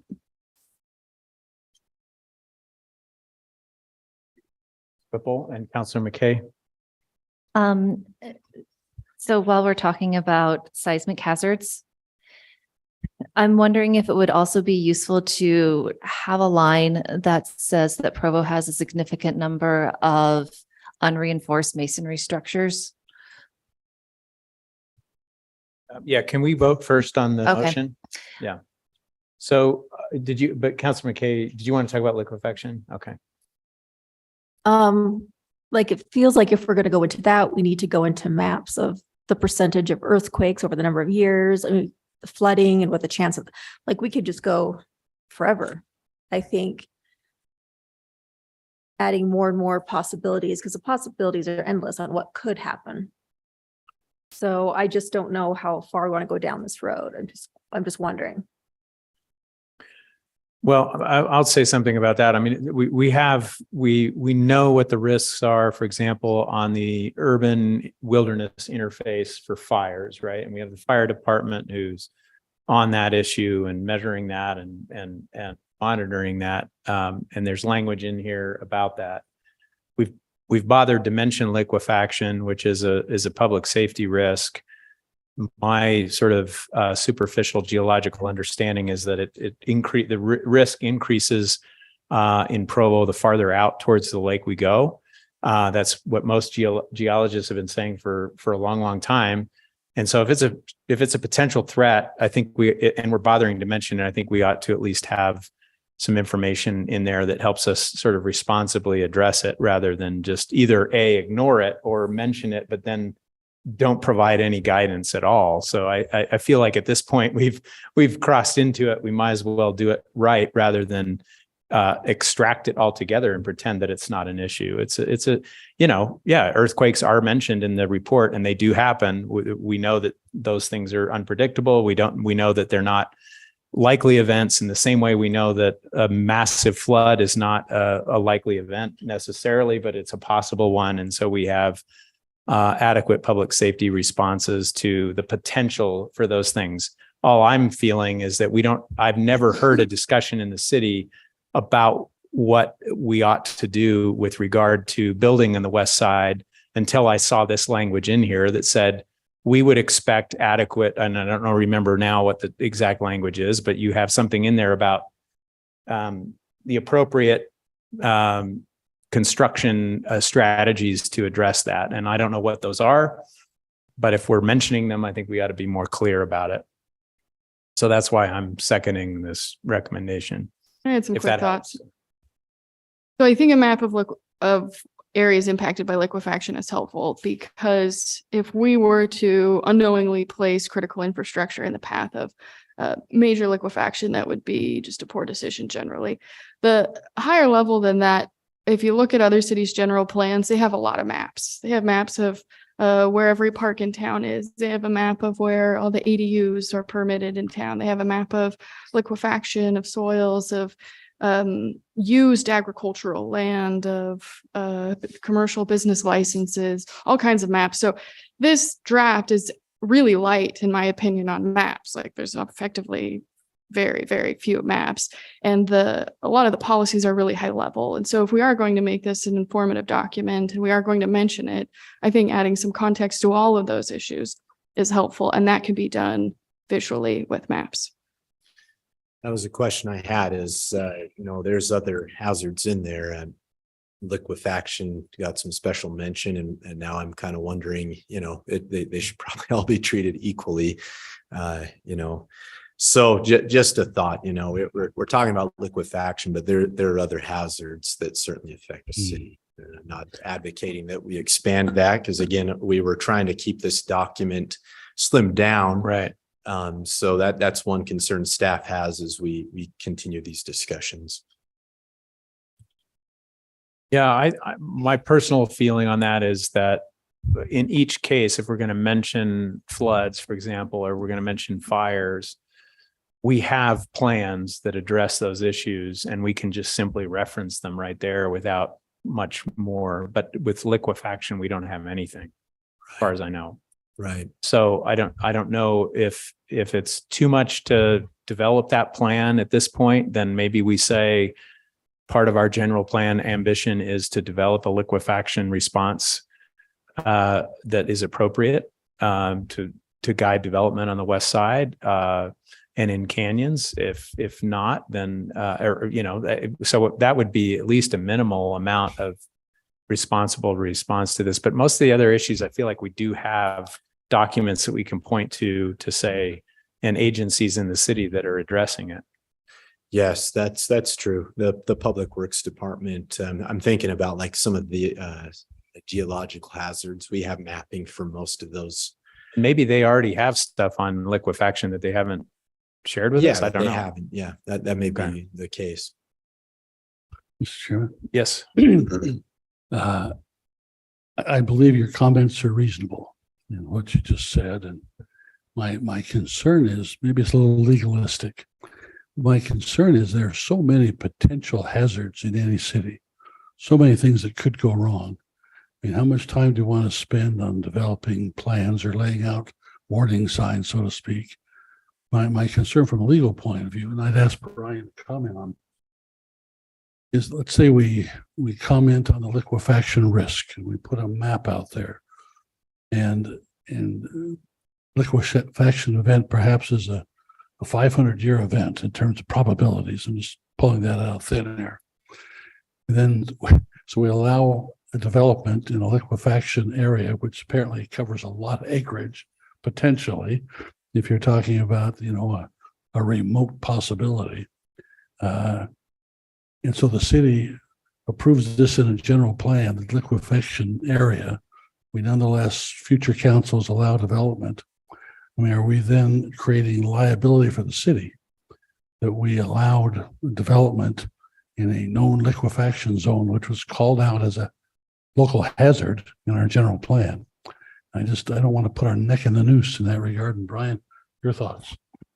Well, that was what I went back to talk to Mr. Pepperoni and Mr. Maury about is, and I don't know the answer to this question. I think it depends on, my conversation with them is, and I don't know the answer to this, if there is a map out there, not prepared by the city, but prepared by USGIS, that we can just simply link to and say, here's what the experts say. And anytime you want to know what the experts say, go to this place to go look at it. That's probably fine. I don't think we have the expertise in the city to prepare the kind of map that I think we're talking about and update it every time conditions change. And I think that does create liability problems. Okay, well, so let me just sort of call for a vote then on this motion. We're basically looking for a map to be included in the general plan that would provide some guidance regarding liquefaction so that people know what it is, where it is likely to happen, and we could look at more or less specific language regarding the use of the map that is proposed by staff. Is that something you're prepared to vote on? We just lost a member. Okay. Yeah, Mr. Shipley.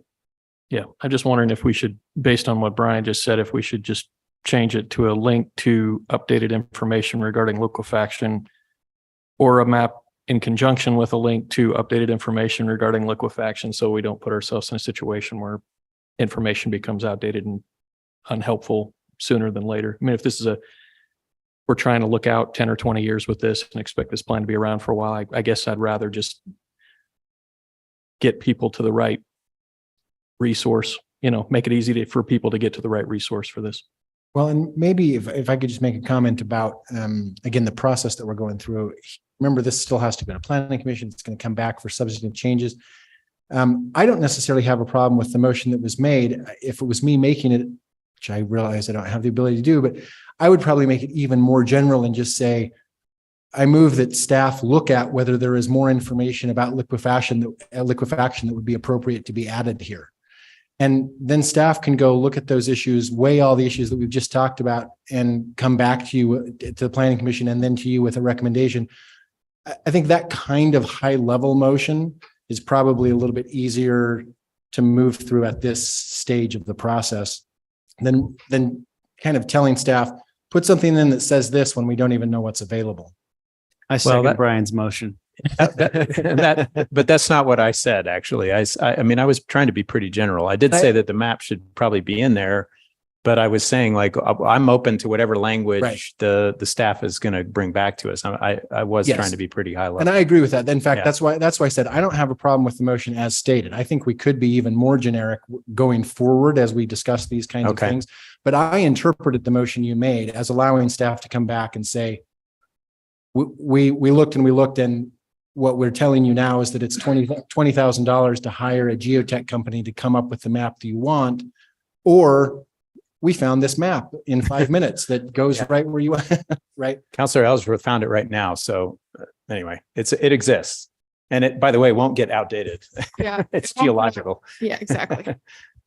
So so did my articulation of the motion make sense? So can I call for a vote on that motion? If I could just see a raise of hands in favor. 2, 3, 4, 5. Yes. Yeah. Okay, so that's 6 in favor. So, all right. Anything else about chapter number 7?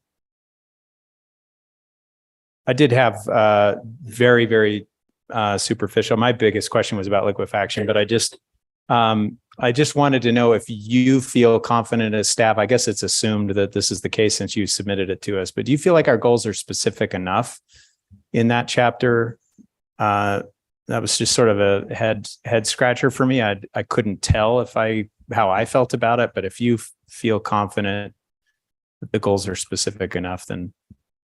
Yeah, that's that we went through. We discussed the goals specifically with staff and the strength of them, and that's our recommendation. One of the things that considerations we've thought of is if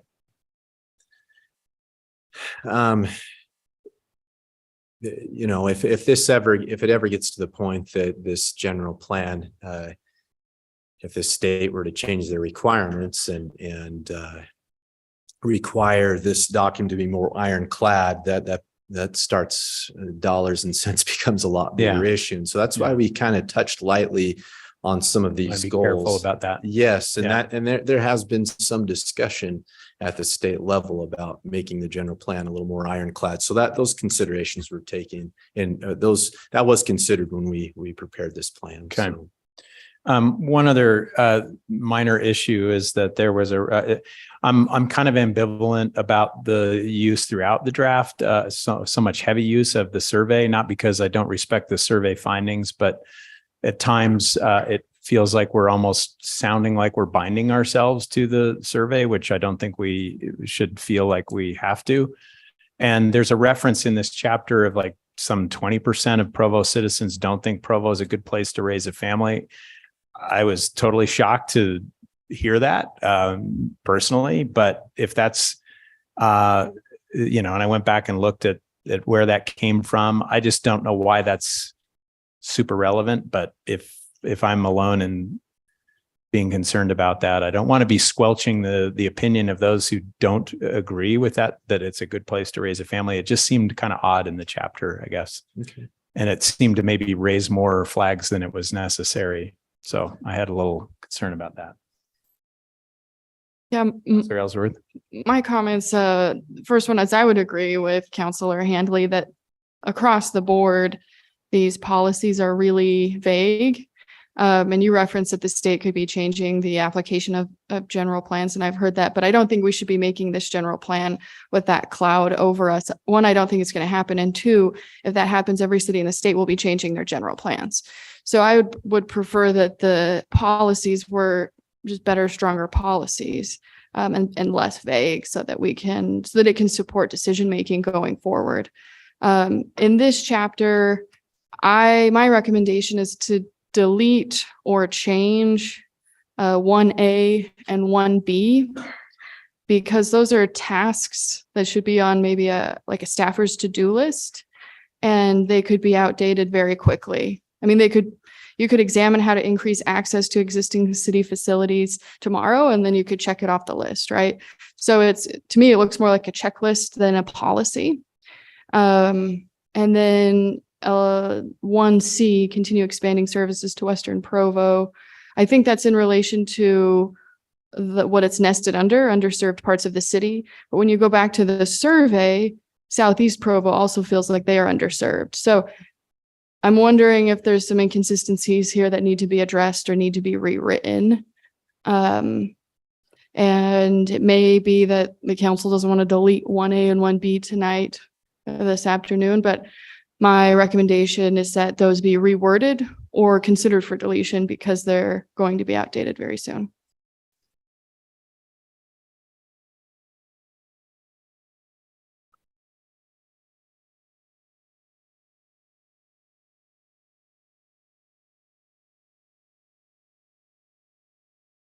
Feel like as you look at those goals, I think some of them, yes, maybe a bit short-sighted to think that those are kind of one and dones, and that once we 1A, 1B, they may be a bit vague. That there was intention on that, and I explained that. I don't think those are goals that are necessarily going to be that we can totally say are just going to be done right away. They're ongoing issues that we need to consider.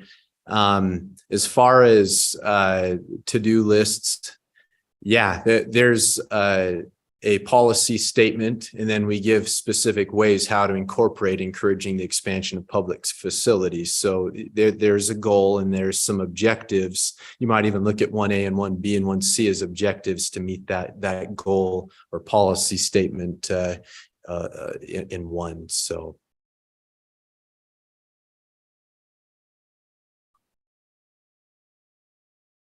Or Shipley?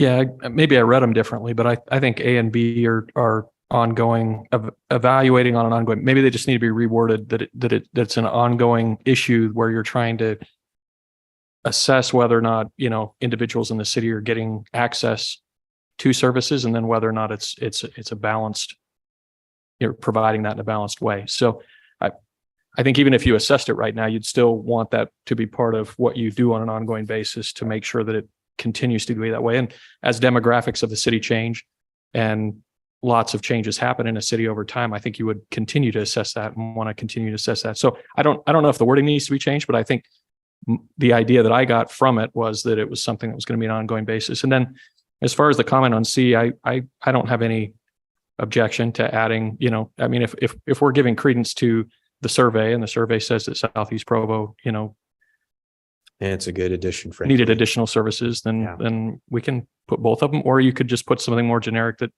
again said, they're underserved areas, that need additional services to leave it more general and not leave anybody out either. I think. And I think that's something on an wise. ongoing basis to assess. Absolutely.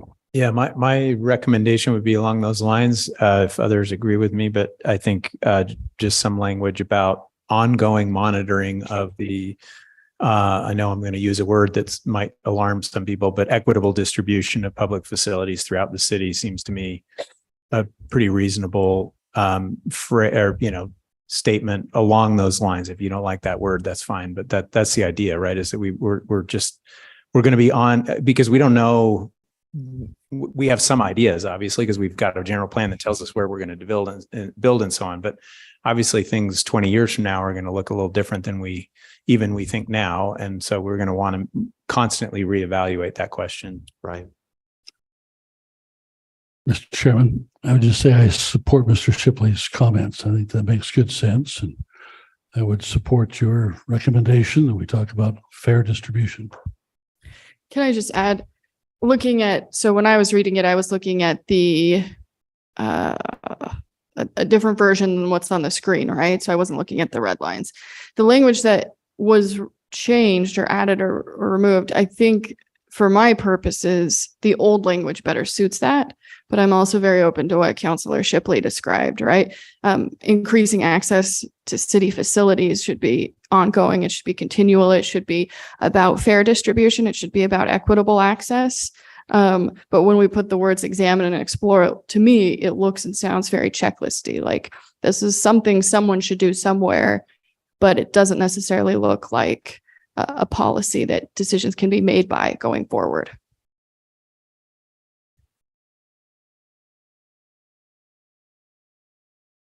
Okay, so are we, there was no motion? We moving forward, or what are we doing? I would move that we update 1A, B, and C to reflect the ongoing and fair distribution of services as described by the previous discussion. Second? I'll second. I think what you're looking, can we discuss? Well, yeah, are you seconding now? Second, Okay. and then I'll discuss that. I think what you're looking for is something a little more prescriptive, right? Aren't you? Like you liked how it sounded. You would like it better if it just said increase access to existing city facilities, right? I mean, you like how that sounds better than kind of the softer, we'll take a look at this. Yeah. To me, that's better policy, right? Because when we say examine, how best to, who's going to examine, when are they going to examine, how often are they going to examine, and it removes any sort of accountability or relevant. To me, in some ways, it softens the relevancy. And so a lot of the plan gets to that, right? And it's in different places. It says as appropriate. So that could be very loosely interpreted, like as appropriate as like on the third full moon of the year in even years, right? So yeah, to your point, Councilor Hoban, yes. Might I add so we haven't gone through the implementation page yet. And there is a matrix at the implementation matrix. We haven't gone through that yet. And we have specific actions that were called for. We call out loose timeframes. We don't want to pin ourselves down too much, but there's more thought than just what was just discussed along with these goals. We felt confident when we brought this document to you. I mean, we had to go through the departments heads, the administration staff, and so we put more thought than what was just conveyed there. You go to the implementation page, you will see that we've thought these issues out a lot more than that. So I just wanted to point that out. Does that suffice, Councilor Ellsworth, or no? Well, not necessarily for my motion. I think if we went back to the other page, and there's nothing, I mean, I don't know if these are supposed to be objectives or goals or policies, but if they are policies, in my mind, it would be better to say increase access to city facilities. And then the action that would, of course, as it should be in the implementation plan, is who should do it and when they should do it. But if all the policies, and I guess maybe there's no policy outlined in this document, I'm not sure exactly of the structure, but the document in my mind should include policies that people who make decisions on land use and growth and development can use to apply to the decision-making process. And if it's a to-do list, like is pictured on this screen, that's not helpful in making decisions now or in 5 years. I thought they were pretty helpful. I mean, it clearly tells you what the action is. It gives you a launch point, gives you a rough idea how much money is going to need to be there. Really loose. We didn't want to hem ourselves in. Gives us a loose time frame and tells us which departments are going to be involved in executing that policy or objectives. So, Councilor McKay. I agree with you, Brandon, and I think it's appropriate and I have no issues with it. Yeah, I think this feels to me like semantics more than substantive change, but there's a motion on the table, so let's vote on the motion. Do we need any further clarification or discussion? I was just going to say, I think the implementation document, I think, helps me feel better that there's kind of some plans around these things. Were you going to say something? Yeah, can I have that motion language repeated? I'll ask Councilor Ellsworth to do that. The motion was to have the staff review and or update the 1A, 1B, and 1C in order to reflect the discussion we had about ongoing fair and equitable access across the city. Because, I mean, I think the implementation element is great, but I think we recognize that this is ongoing. So, okay, that's slightly different than where the conversation was drifting towards, I guess. So if that's the motion, are you, Mr. Hoban, still seconding that motion?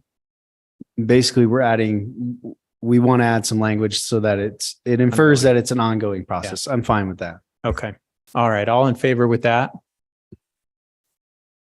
Look like okay, it's majority. Okay. All right. So we're at 3:00. So if my timing is correct, we should move on to chapter 8. But Councilor Whipple is going to say no. I am. Yes. Well, because we didn't talk about unreinforced masonry structures as a seismic hazard. That is a particular danger to Provo City. Okay. What's your motion, or what do you want to say? I would simply like to add language in our hazard and emergency situation section that indicates that Provo has a large number of unreinforced masonry structures that present particular hazards in the event of a seismic, or in case of a seismic event, something like that.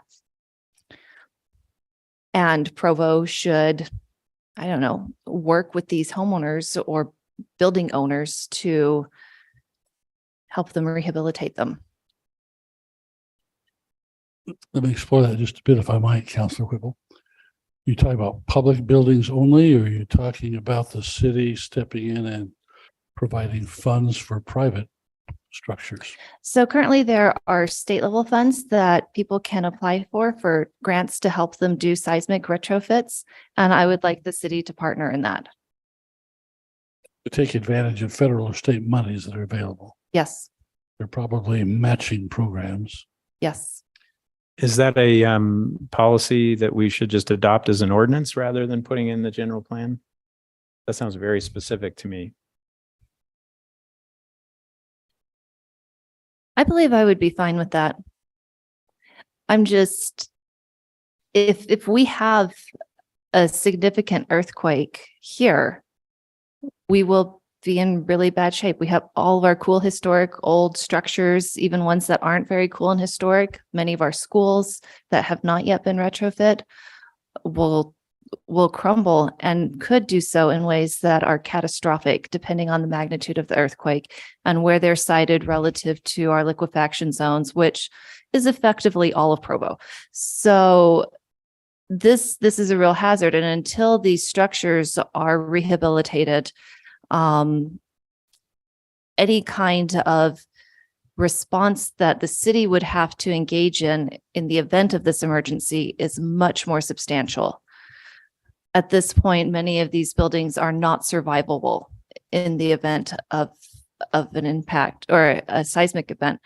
And that means the emergency response is huge, right? You know, we just don't have the capacity to dig through that much rubble. So what's your proposal then? What would you prefer to be the?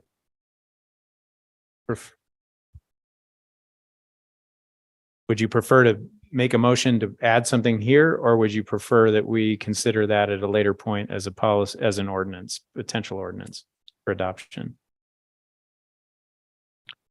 Or add a line and also add a action item. I mean, we've got this implementation segment as well. I mean, it sounds like a very specific implementation put as part of the plan. I'm just looking for guidance. Yeah, so I appreciate Councillor Shipley's recommendation there. The reason I say this is I feel very strongly that this is a particular hazard that we have that we need to plan to address. And I've thought that since the late 90s when I was a geology student at BYU. So what's your motion? My Trying to get you to motion make a motion is that we include the language, and is the sentence that I said before on the record? Okay, so Elizabeth has it. Thank you, Ms. Van Dorken. And put that in there. Yes, please. Okay, so I will add the sentence, Provo has a large number of unreinforced masonry structures that present particular hazards in case of a seismic event. Provo should work with these homeowners or building owners to help them rehabilitate these structures. We can make that language better. But the first part is good. I guess maybe, again, rather than wordsmithing, why don't we just, unless you have the language ready, let's just say the motion is that you want some language along those lines about unreinforced masonry. Yes. Okay.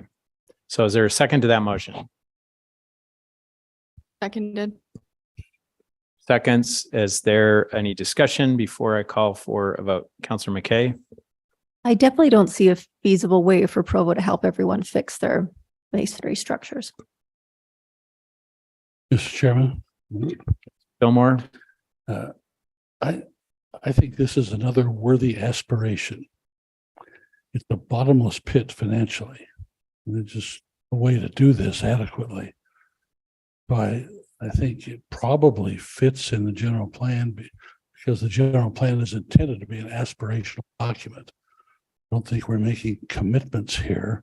We're saying this would be a helpful thing, assuming funding were available on some reasonable basis. Let's avoid being prescriptive or directive on this. I'll just add, I know that Salt Lake City has a program that supports older structures with unreinforced masonry. And it's not that the city is out paying for everyone to fix their house before an earthquake or after an earthquake. It's just that they're creating like a grant or funding opportunity. If someone wants to ahead of time make a structure safer, then you might get a small grant from Salt Lake City and or partners. Is that right, Councillor Whipple? Something along those lines? Yes, that's my understanding. And I really believe this is a significant issue. I mean, these structures downtown here, crumble zones. Yeah. I'm worried about time here, folks. So we got a motion. We don't need to debate the issue, I don't think, anymore. So I'm just going to call for a vote on the motion. Is there all in favor? It's 4, 5, 6. Okay. You're good on that one as well, Brandon? Okay. I'm sure, Brandon, that you are not eager to get more homework. And I apologize that it feels that way. But this is an important process for us and we appreciate you very much. Let's move to chapter 8 and have you present that. Sounds like your microphone's not on. Turned that off a moment ago. So chapter 8, again, it's our open space and recreation chapter, separate chapter for this topic. And again, it was informed well by Y2, the survey that was done in the spring. this is the thing that citizens are probably most pleased with. There's a lot of opportunities and space in the city to recreate and to get outdoors. And I think the general sentiment we get from this is, hey, you're doing a great job. Keep it up. 3/4 of the residents live within a 1/4 mile of a park. So that's kind of a good little piece of information to help you kind of get an idea of what we're doing for our residents. And we've got, again, as I noted, excellent facilities such as our rec center and award-winning rec center. And again, just the general idea that the citizens really value this a ton. They just really appreciate it and want us to keep doing it. We have a we do have we just enjoy a great number of recreational and open space opportunities in the city. And so we note that, celebrated a bit in our plan, and have some. One of the things Public Works came to me and said, hey, let's make sure, we've got this recreation or this regional park that's going in. Let's make sure we have that we're collaborating together. So we made a special note in there to talk about collaborating to make sure that park is incorporated well into the southwest area of the city, and have some ongoing goals and objectives to continue to make sure that we're providing these opportunities for our citizens. So that's kind of in a nutshell where we're at with Chapter 8. So Thank you. I quite like this chapter. I'll just say off the bat, I didn't have any major concerns here. Any other thoughts or comments, feedback, suggestions? Councilor Ellsworth? These are in the notes that I sent last night, but the map on page 76 of the PDF,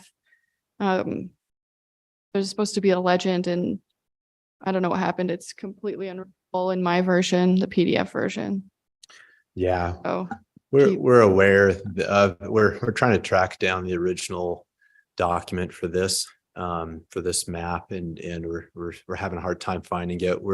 If we don't find it, we'll prepare a new map. But yeah, we know that it has some work. I can't remember if this is the one that still may not refer to the appropriate name for Kive Peak. So yes, we are actively working to try to fix that one. So.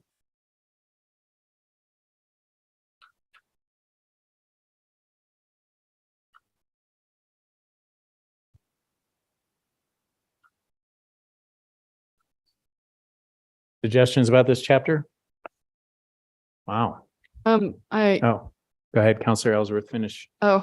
So I can't remember. I don't think it's in this section, and I did put it in my notes so you can refer to that. But somewhere it referenced that the regional soccer park was being built, and this goes back to my comment about this being very focused on the year 2022, and maybe less aspirational, maybe less high level. If we were to remove some of the references to the year 2022 and things that are happening or occurring right now in Q4, it might be more durable. It might transcend more years and more issues through Provo. It might be more usable to the council of the year 2028 or 2029. So keep that in mind. And then in terms of open space preservation, there's kind of this loose association between open space and agricultural lands. But if it's not private property, then it's not usable open space necessarily. So there might be some clarification around what is usable open space, what is the value of unusable or privatized open spaces, because that's not very clear, at least not on page 75 where I'm looking. Does that feel like a simple enough suggestion that doesn't require a vote, or what? The current dates, certainly, I guess I do want to make sure, the council does want staff to dive into the topic of usable open space. I'm not saying dive into usable open space, but the concept of open space preservation, the way that it's described here, it's about private open space, which is not, it's not about recreation. It's not usable for the public. So just keep that in mind. It could be a simple sentence added. I'm not saying dive in. Okay. We can definitely do that. I think we'll call that one a simple. Very well. We hope. Any other feedback on this chapter? If not, we'll move on. Oh, sorry, Mr. Fillmore. Yeah. Brad, I thought this was exceptionally well done section. Well, thank you for your efforts in that regard. I just kind of a general comment. I think the entire effort to redo the general plan has been an exceptional effort. We appreciate all the hours and days that you and everybody else in planning has put into this. And you know, we're offering you a variety of edits here. It's like having 7 English professors grade your paper, but I think as a general matter, unless I missed the mark here, there's general appreciation and respect and support for what you've done. And please bear that in mind as it's with you here, okay? Sure. Thank you. Amen. Yeah. Yeah. Counselor Whipple. Okay, so here's my question. We've got that nearly 3/4 of the residents live within a 1/4 mile of a park. Okay. We have that 127.3 acres are planned. Okay. Will getting the acreage turned into park increase the percentage of residents who are within a 1/4 acre of a park or not? Because most of those are probably within that multi-field sports complex. So it doesn't actually make it so more people have walking access to a park. Yeah, you can see your point there. Yeah, it definitely is going to increase the, it's definitely area specific, isn't it? So, I mean, I think doing that facility is good and we want credit for, for that and we want to encourage it. But I don't see that there's necessarily anything in here that would encourage the city to build more neighborhood parks. It just talks about, like in, let's see, parks, the bottom or the second paragraph, existing neighborhood parks, things like that. But I feel like we probably want more neighborhood parks, even if they're quite small throughout the city. right. I agree. We can certainly add a sentence about, or even a goal about the ongoing, adding additional parks for. Yeah, I think what we've run into in the past is that we tend to think that you need to have a certain size lot in order to have a park. It has to be big enough for a field or something. And we have discounted the value of small neighborhood parks that may be the size of, just one parcel, but those can be really, really good benefits to a neighborhood. Additionally, like community garden spaces are also kind of an open space that's integrated into a developed neighborhood that can be really valuable. Both of those things are very useful. They're very much valued by the neighborhood. Just understand that they probably need to be private, that the Parks Department will not want to try to go around and maintain those, because maintaining a park space that's less than 5 acres is very cost ineffective.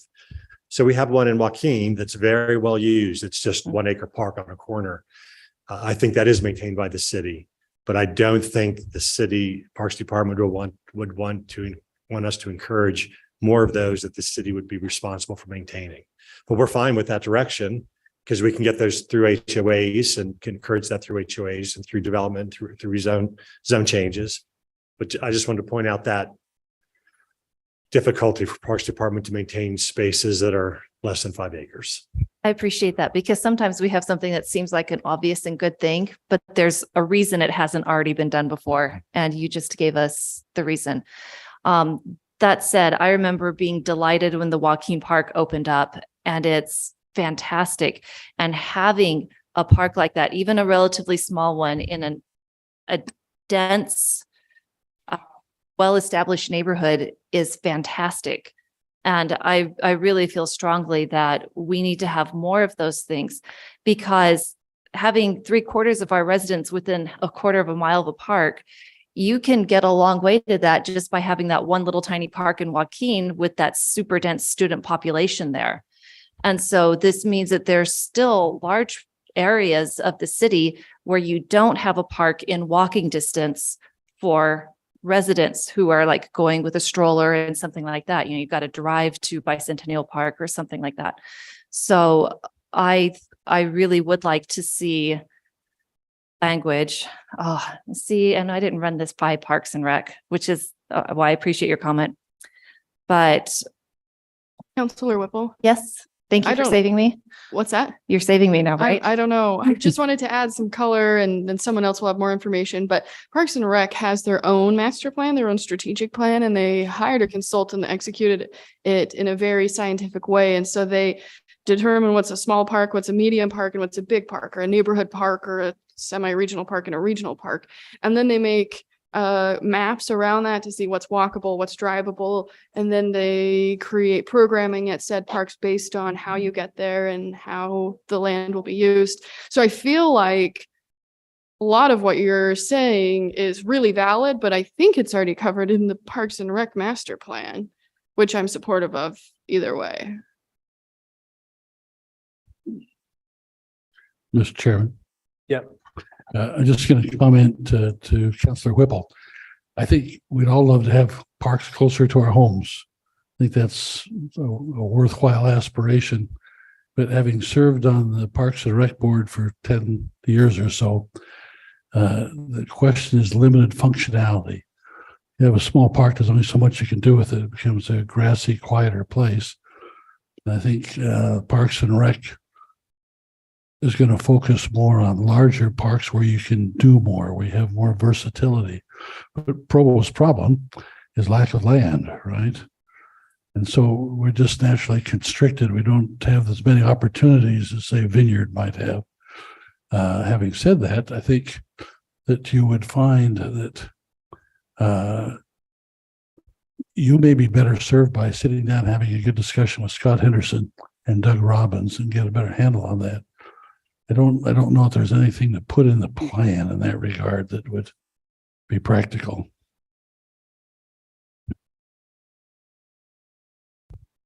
Whipple?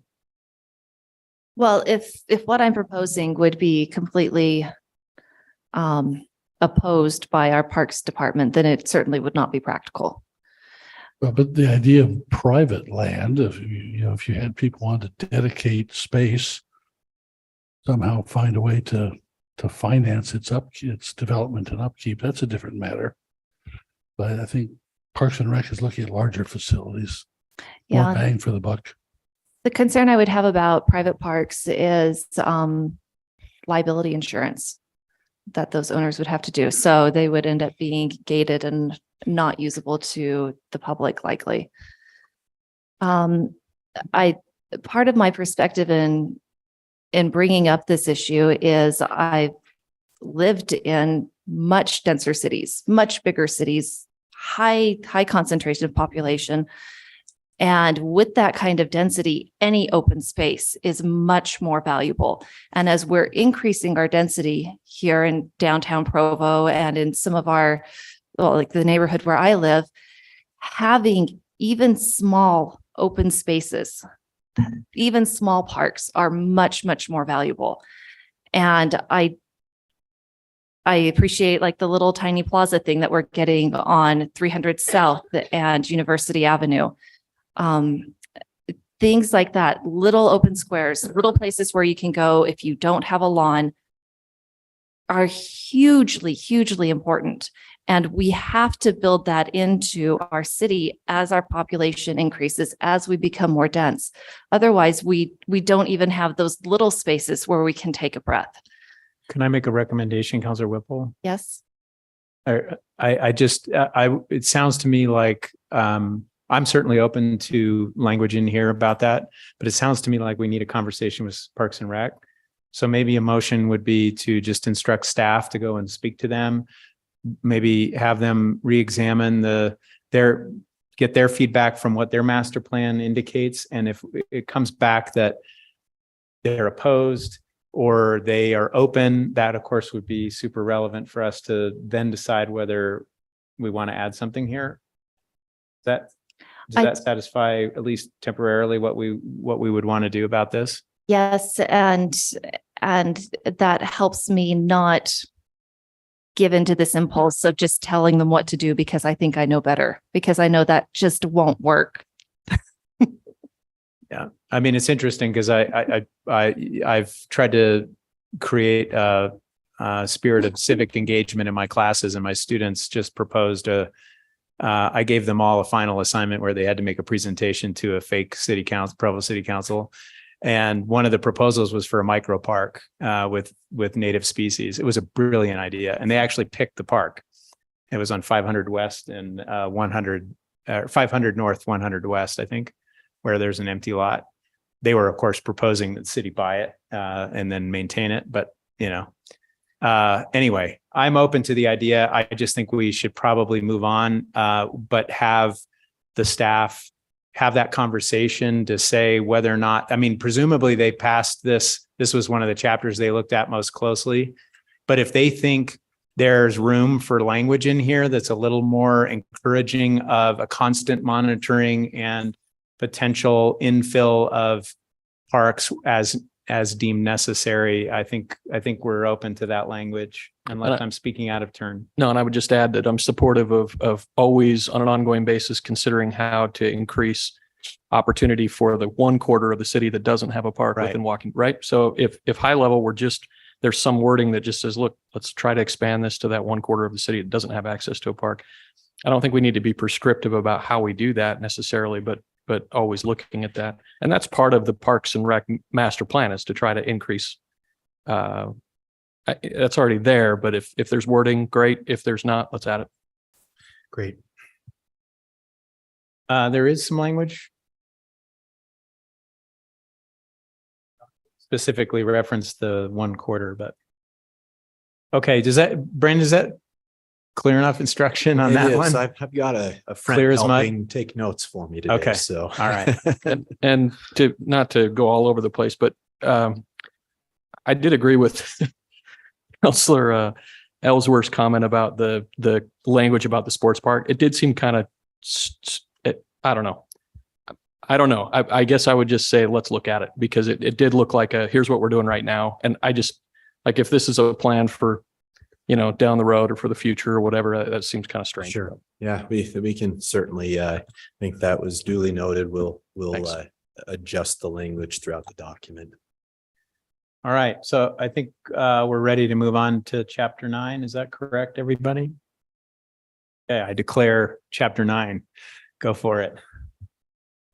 So this is our resource management, I guess you could even call it sustainability chapter, keeping in mind that this is pretty light considering we've got a conservation and resiliency plan that is kind of nipping on the heels of this process as well. So we talk a lot about water. Water is a big issue, obviously. I don't think I need to belabor that point. We wanted to we addressed the issue of water use, air quality, two big issues for our area. But we also want to point to some things, and this is another point where we can probably clean up the language and not refer to 2021 or 2022 or whatever. But energy efficiency is an important thing, both in transportation, housing, and so forth. And so in our resource management plan, we definitely highlighted the need for electrification, as well as the coordinating with other agencies is very helpful in becoming more responsible and sustainable city. And of the thing, I think I may have mentioned this before, but one of the good things about this document is it really it brings together all the other plans in the city. It's one place where you can find hopefully all or most of our planning or our guiding documents in the city. And so this document certainly references the conservation and resiliency plan and the goals and policies in this chapter are meant to kind of dovetail and work along with that plan. So that's what this chapter is about. Thank you. Okay, feedback on this chapter. Mr. Whipple. Thank you. I would like to change one word, Okay. and that is in context. We have the word sprawling to describe the lake, which I think has a negative connotation. I would like to replace the word sprawling with Utah's largest freshwater. Okay. That's no problem at all. Yeah. Like it. I object. Let's have a discussion about it. Please, let's not. Counselor Fillmore. So let it be written, so let it be done. Yes. Okay. All right. Counselor Ellsworth, sorry. Yeah, I'm looking at page 83 in the other version, not the red lines, but the headline says the general plan supports and reaffirms the goals in the conservation and resiliency plan. And then 1A says develop and implement a conservation and resiliency plan. So it seems a little premature and redundant right there. Sure. Like a circular, because it says that it supports the conservation and resiliency plan, but the same document says we don't have a conservation and resiliency plan. That's a good point. We will. Maybe months or weeks, hopefully afterwards. Yeah. I had a couple of things that might be more substantive. So I'm open to my colleagues. Well, one is sort of a little more of a detail on the first page. I'm looking at the red line thing. So it's the context, second paragraph. Provo has a history of leading the regional sustainability conversation. Both the administration and the council have committees in addition to employees, but there's no mention of our sustainability coordinator. So I don't know if that was excessive modesty on the part of Hannah to exclude that, but we ought to mention that we have a sustainability coordinator. Certainly. I don't think there's okay. That would seem pretty. The more substantive issue is that you list energy efficiency, but you don't list clean and renewable energies. And my concern is, and I know that's going to be in the conservation and resiliency plan, but that was in the survey when the public was asked about. I went back and reviewed this. When the public was asked about priorities, when sustainability was mentioned, there was a sort of a parentheses, and renewable energy was listed almost consistently as one of the options. And we had 86% of citizens saying they supported those efforts. Mm-hmm. So, and also we had specific, if you remember those kind of polarizing measures about like how strongly you felt for it versus how strongly you felt against it. But improving air quality and alternative energy sources were also very high priorities and needing the most improvement. These were all areas. So the survey certainly backs up that we ought to say something here about the language I would use is renewable and low carbon energy resources as a priority, and that should be mentioned on pages 3 and 4 of the red line. So I don't know where that is but there's 2 places where you talk about energy efficiency, but you don't say anything about the sources of the energy. Right. We have a 60% goal right now. Our resiliency plan is going to suggest a higher goal for 2050. Right. So I don't think that's too controversial, but I think it should be in there. I'm okay if you don't say climate change, if that alarms people, but I do think we ought to say we're committed to a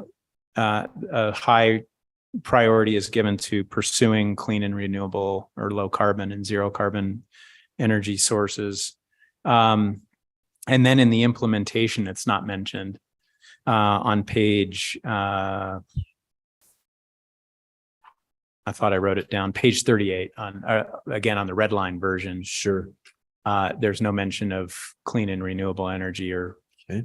So that's my recommendation. I don't know if that requires a motion or support. I'm happy to. I think it does require a motion. I think that's substantive. Okay, so that's my motion, is that we include language about energy sources and not just about energy efficiency. Okay, Councillor Ellsworth seconds that. Is there discussion of this? Yeah. I think we have to first acknowledge the city's already doing a pretty good job. Our power department, as it moves towards more solar capability, Public Works Department with respect to our water resources. I mean, I think our city does an extraordinary job already, and we ought not to have anything in the plan that somehow implies that we're doing a poor job and could do so much better. Having said that, there are a lot of things, whether you call it climate change or whatever else, where Provo is not going to make a negligible difference in the world. But clean air we can, because of our cold air inversion in the mountains. And so I think that's a good thing to focus on. But the one caution I would have, and I would, I guess, amend your motion to some extent, is to not just have some blanket statement, but add some caveat that whatever we pursue is done on a cost beneficial basis. I'm thinking high level here. I don't see why we would need to qualify that. We're not qualifying anything else along these lines. I think it's assumed that we're evaluating everything by cost. If you want to avoid alarm bells, those who are anti-climate issues, I'm not wanting to fight that fight. Well, go ahead. And I'm sorry, I'm interrupting your point. Go ahead. Well, it's fine. I know you feel strongly about these things. And I think it's important that we focus on clean environment.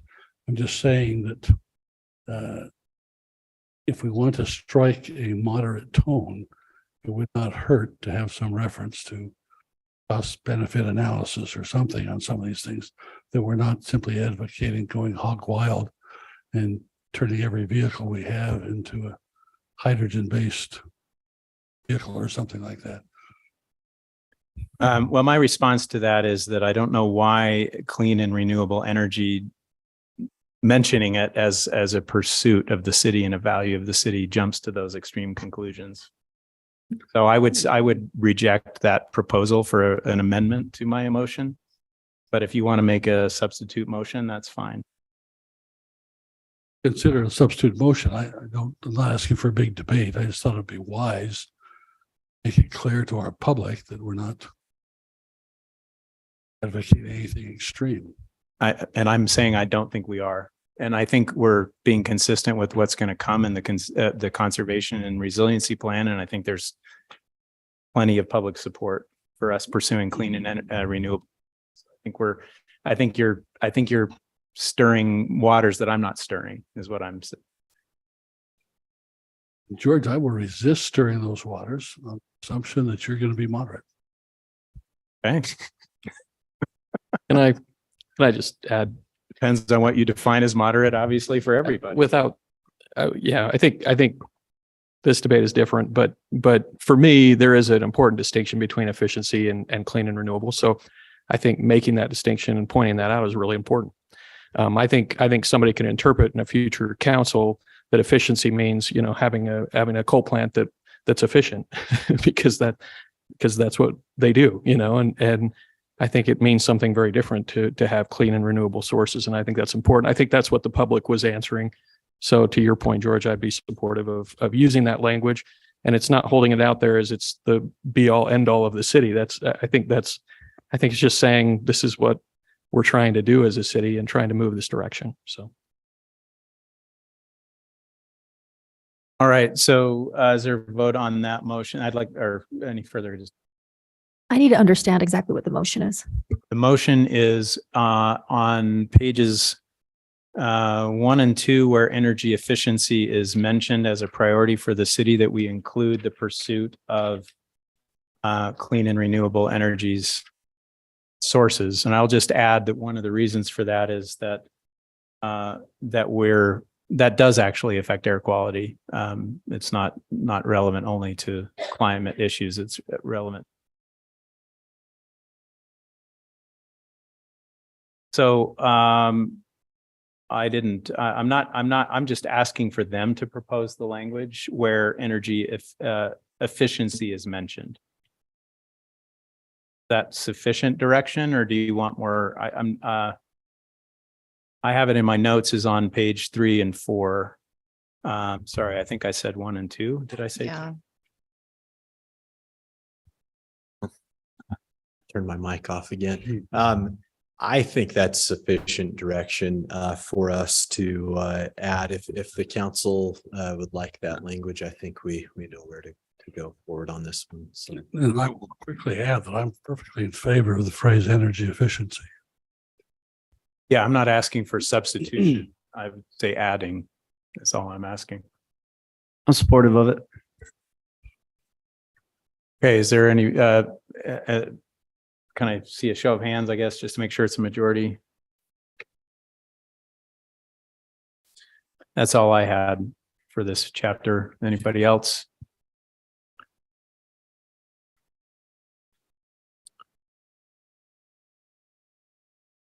All right, then we'll move on to the implementation matrix. Has a lot of information in it, so. Right. Sorry, Councillor McKay has a quick question. Yes. Now, please. I have something for chapters that we saw the other day. Should I be bringing that up now before we go to implementation, or? Yeah, that's how does the council For want to which deal with the that? chapters from previous? Yes, actually, so do I, but I didn't know what when to do that. I was wondering the same thing. I'm not, we've got the implementation matrix and 4 more appendices. I think I can go through them fairly quickly. Well, let me just, for a quick straw poll, how many people have suggestions for the previous chapters? I know I have just one, which was your language proposed about housing, but Councillor Ellsworth and Councillor McKay. Okay, so why don't we forge ahead? Is that okay? And then we could always do some more tonight too, right? Just say that one more time. We can always do more tonight. Right. But hopefully we can get through it. So we've talked a little bit about the implementation matrix. Again, these are non-binding policies that would be established by this document. It's this implementation matrix is just a collection of all the goals from the end of the chapters.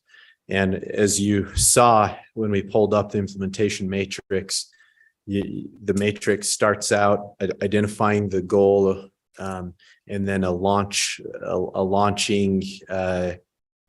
activity to begin to initiate that goal. We talk in loose terms about cost and timing. Don't want to pin ourselves too much, but we do want to talk about, is this going to be a relatively inexpensive goal? And how soon do we want to get working on that?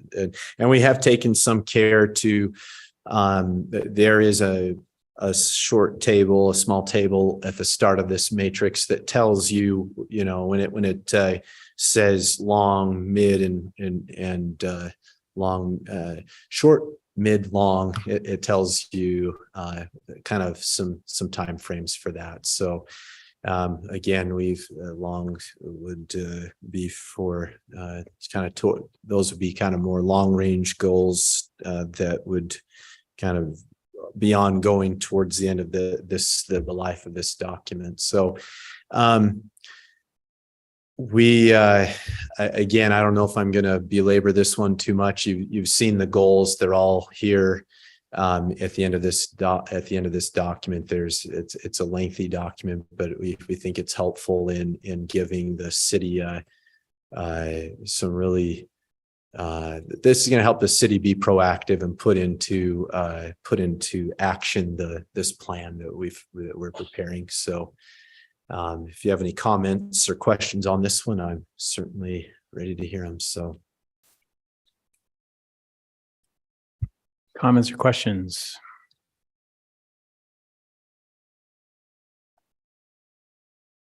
Well, I guess I'll say something if no one else has anything yet. One is on page 4, you mentioned the % for arts, but we did approve that just last council meeting.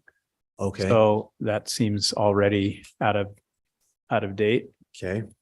And we did actually talk about creating a committee that would respond to that. Okay. On page 4, you talk about diversity. I know that the mayor, and maybe, I don't know if Mr. Parker has any updates on this, but I know that the mayor is in the process of creating, I know Isaac's been working on this. They've been talking to a lot of different agencies to try to determine Provo's plan for this. So I don't know what the right language is, but it seemed to me that it was a little out of sync with what we're all, or needed to be in reference to what we're already working on, and we'll have a proposal to the council before too long. So I don't know, Mr. Parker, if you have any sense of whether or not that needs adjustment there. Are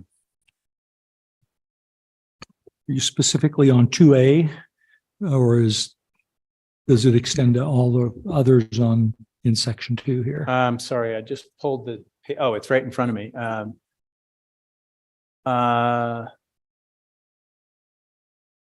What does 2B say? It just says support ongoing. Oh, can you scroll down? There you go. Community efforts to ensure our community is welcome. Well, that was a little bit I guess that was my question. I know the committee's being created or at least contemplated, but I don't know what its scope is going to be yet. Maybe we don't know. Maybe you don't know either. And maybe we just kind of wait. I don't know. I think so. I think we're making substantial progress on this. I think the goal is general enough that we can leave it. Yeah, I would just leave it as it is, and we can come back and revisit it later as things develop. So the other I sent a specific proposal for language, and I wonder, Elizabeth, if you could pull that up.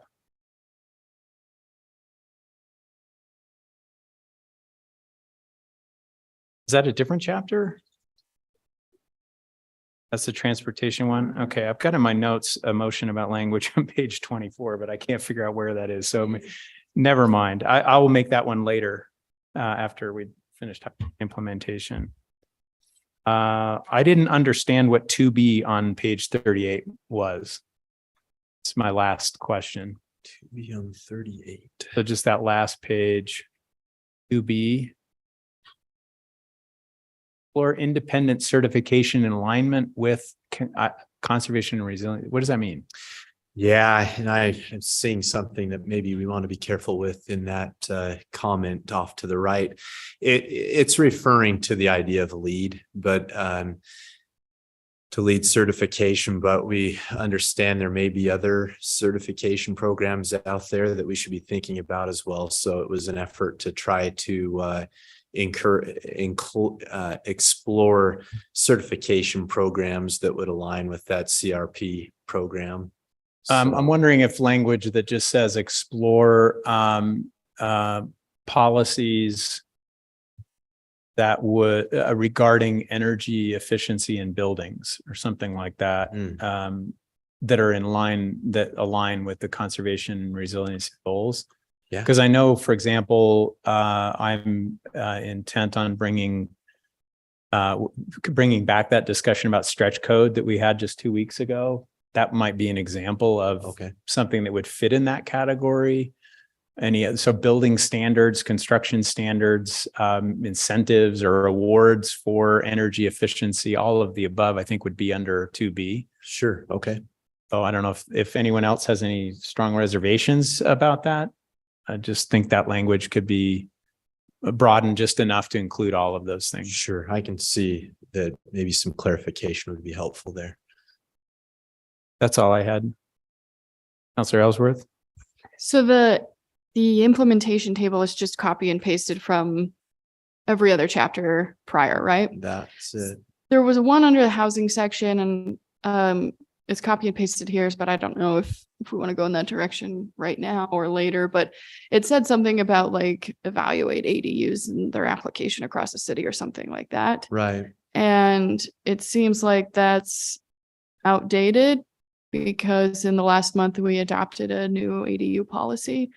Yeah, and I guess I thought about that too, but it seems like that discussion's kind of ongoing. I know we need to come back and talk to you guys in 6 months about the how the ADU amendments are going. So I think that kind of is. I never felt like we were totally settled on that issue. They continue to examine zoning solutions to promote accessory dwelling units. I can't remember the language because it references ADUs a couple of times, but there was one that just felt it didn't make sense given the conversation we just had. It doesn't mean that you're not coming back in 6 months to report on what's occurred, but the application of it here had little relevance going forward. It didn't fit right. We'll go and do a general review of the document to make sure that we eliminate any outdated or language that would date the document. So.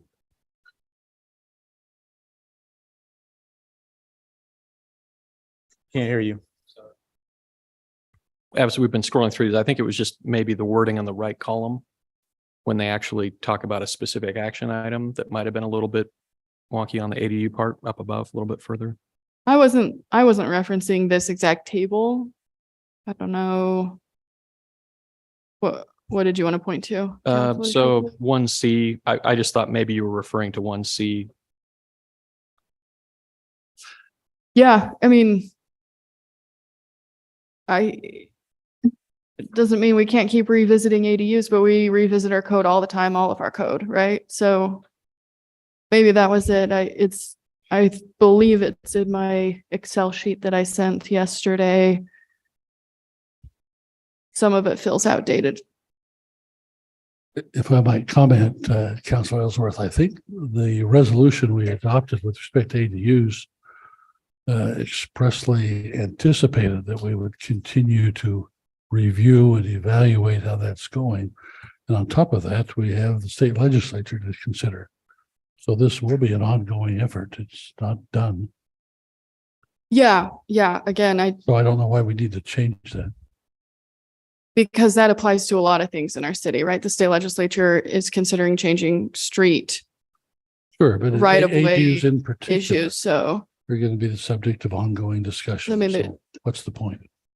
That's my question. What's the point of putting it in here? Because like everything else in code, we're changing it and evaluating it, and it's going to be impacted by the legislature.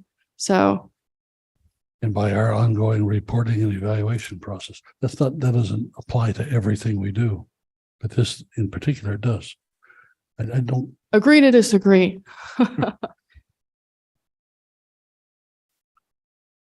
Next. Those are suggestions.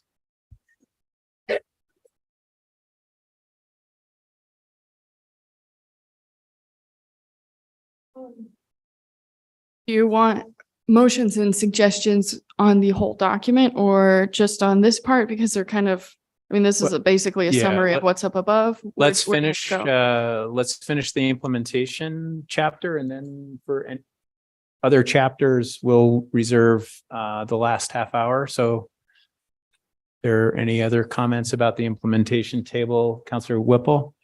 Sorry, I'm trying to find it. But on the bit about the neighborhood plans, page 8. So where it says review neighborhood plans and encourage those over 10 years old to update, I would change that just to say review neighborhood plans and update those over 10 years old. That's fine. Yep, we can.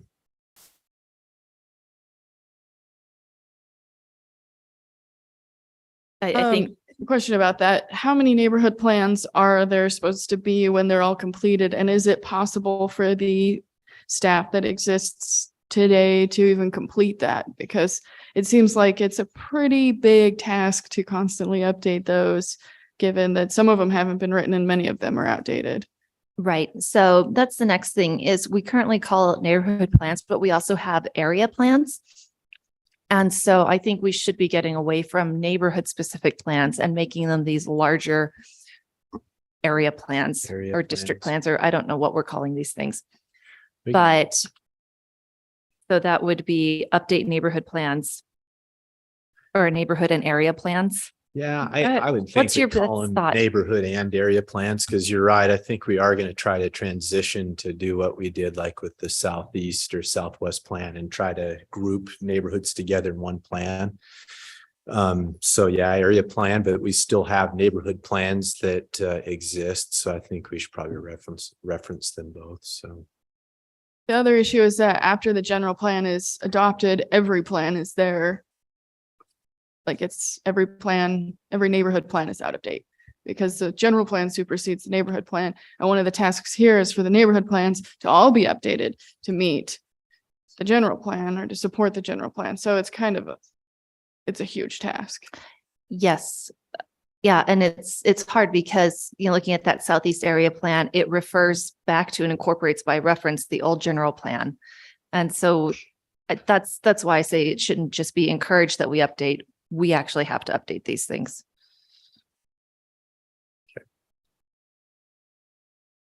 You, in the notes, you indicated that Councilor Whipple had made some recommendations for language. This is on page 20, bottom of 24. I just want to make sure we didn't bypass the request there to vote on whether or not the council as a whole wants to include that language. Does everyone know what I'm referring to? There it is. Yeah. So you might want to include the top of the next page because it's yeah. A little awkward. There we go. So is the council in favor of this suggestion? Is there any?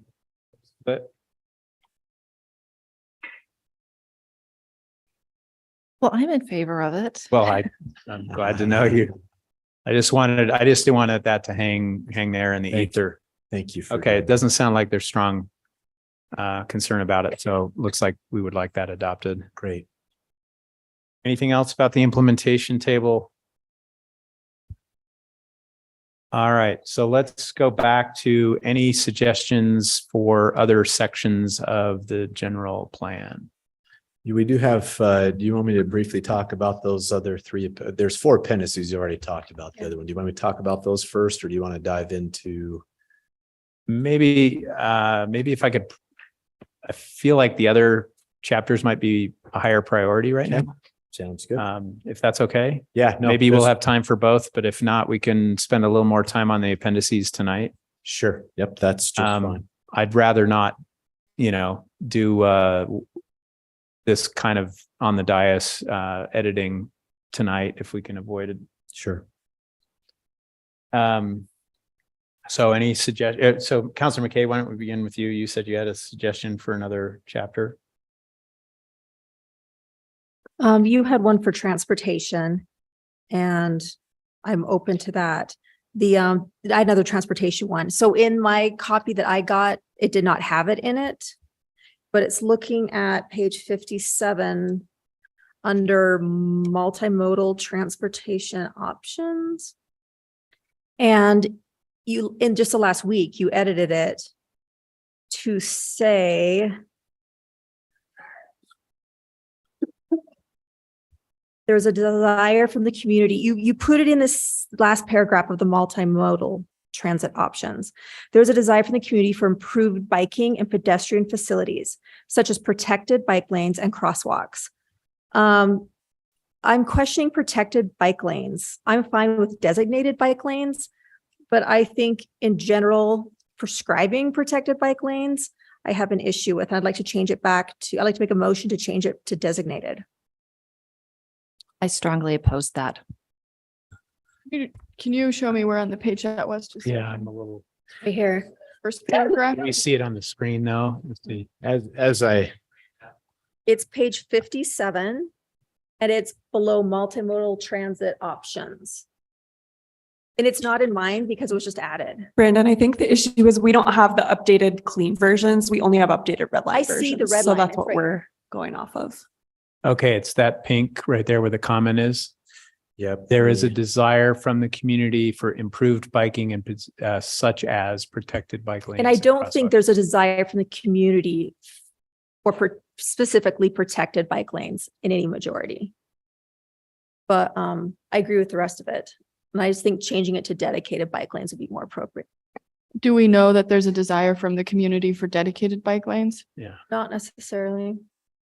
If you're a biker, you want protected bike lanes. Not all the bikers I've talked to, Well, definitely some. probably a majority of bikers, my feeling, but I don't, my personal feeling is that doesn't feel committal. It doesn't feel like it's a commitment. It's just a such as statement obligating us in any way, but I think Patrice's point is the way it's worded, it implies that the community generally desires protected bike lanes. I think there's any basis for that.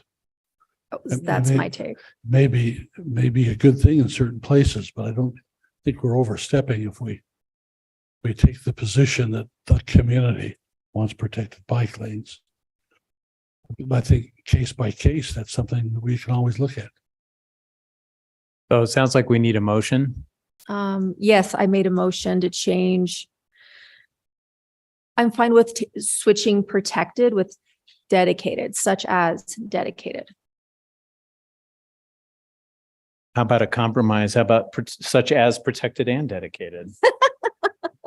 I don't know. I just don't think it's committing us to anything. I think it's just mentioning the types of improved biking facilities, and that's one. That's certainly It's very specific, and we think of, Cougar Boulevard, and we have, that's been an issue that a lot of people are not. I just think it's out prescribing something very specific. okay. Well, that was just my suggestion. If you don't want it, that's fine.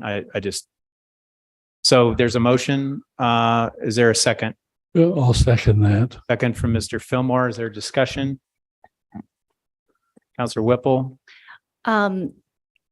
So all of the studies and all of the data indicate that protected bike lanes are absolutely necessary for people to be able to ride, especially children, women with children, and older people. They will not use the streets if they cannot be safe. And the only way that you can guarantee safety is to have some sort of a physical barrier that will protect the bicycle lane from the lane of vehicular traffic.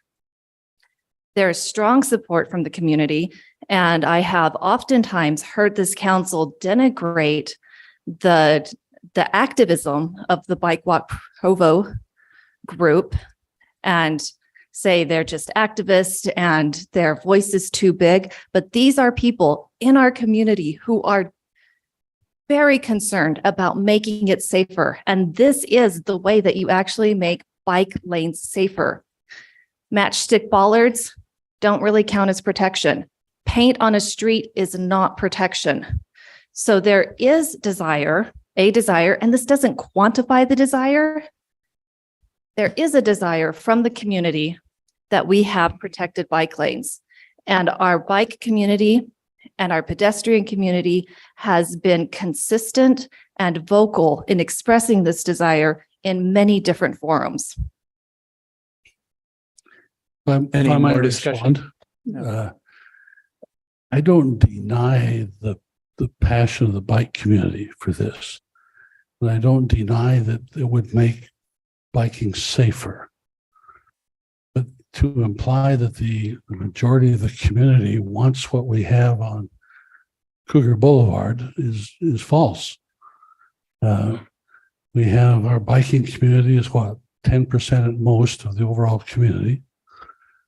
If I look, and Rachel, I want bikers to feel safe, but the cost of redoing all our roads to replicate Cougar Boulevard is absurd. We can't do it. And on top of that, most of the citizens that I talk to really intensely dislike what happened to Cougar Boulevard. It's restrictive, it's confusing. And here's the real point. I travel that road probably every day for one meeting or another. And you'll take issue with me, but this is my observation. I'm being quite candid. I have never once seen a biker use that protected lane. Never once. Now, George tells me that if I was to drive down that road during the rush hour, people coming to BYU and then going home afterwards, I would. But I've never once seen a bike in that protected area. And so I have to wonder, that costs millions of dollars to do. Not all city money, federal and state money contributed. But I mean, when we talk about this, let's be realistic. How far would you take this? I mean, is this something where you would want to focus on particular byways?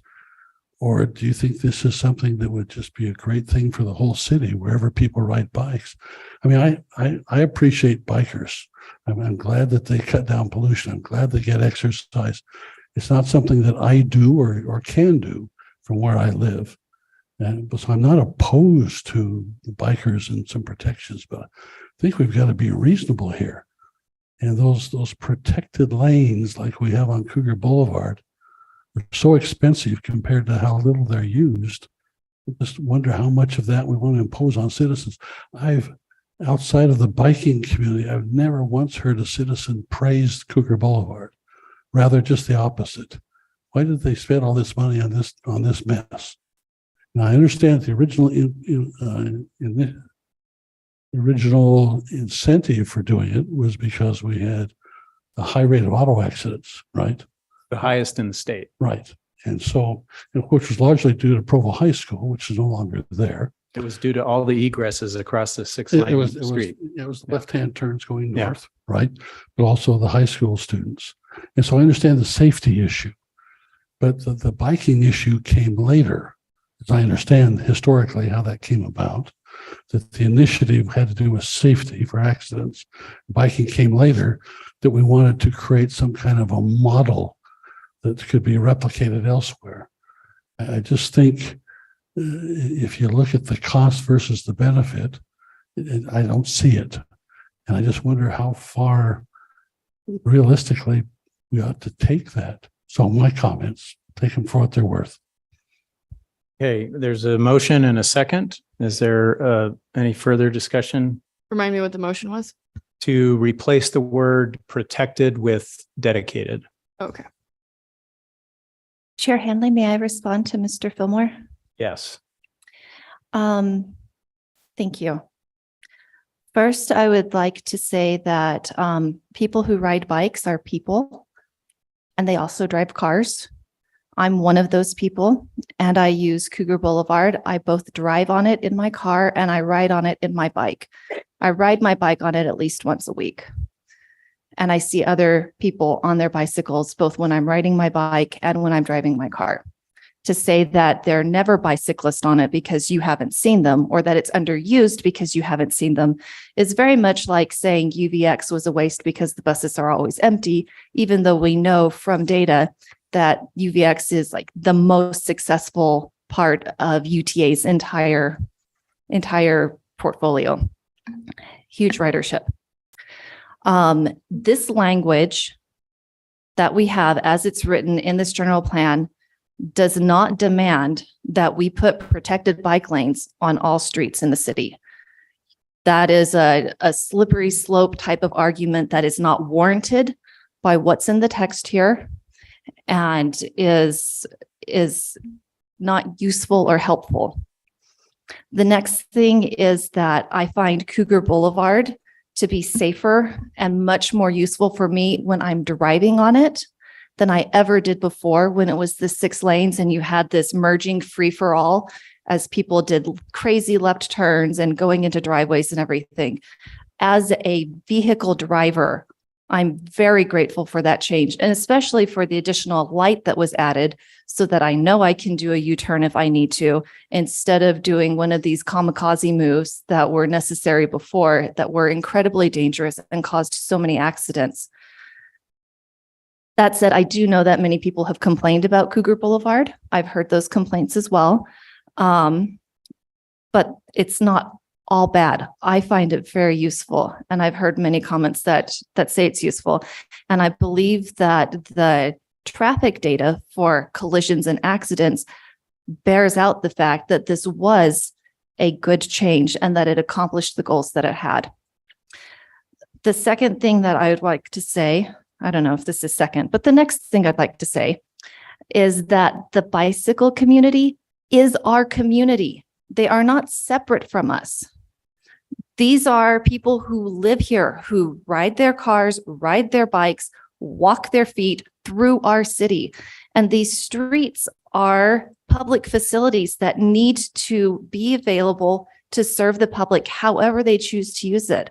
And even though for decades we've prioritized vehicular traffic and fast flow of vehicles through the streets, that doesn't have to be how we proceed in the future, especially as we increase our density, as we get more people living here. We know that we just can't accommodate cars for everybody else who's coming here. We have to make other ways of moving through the city safe and viable.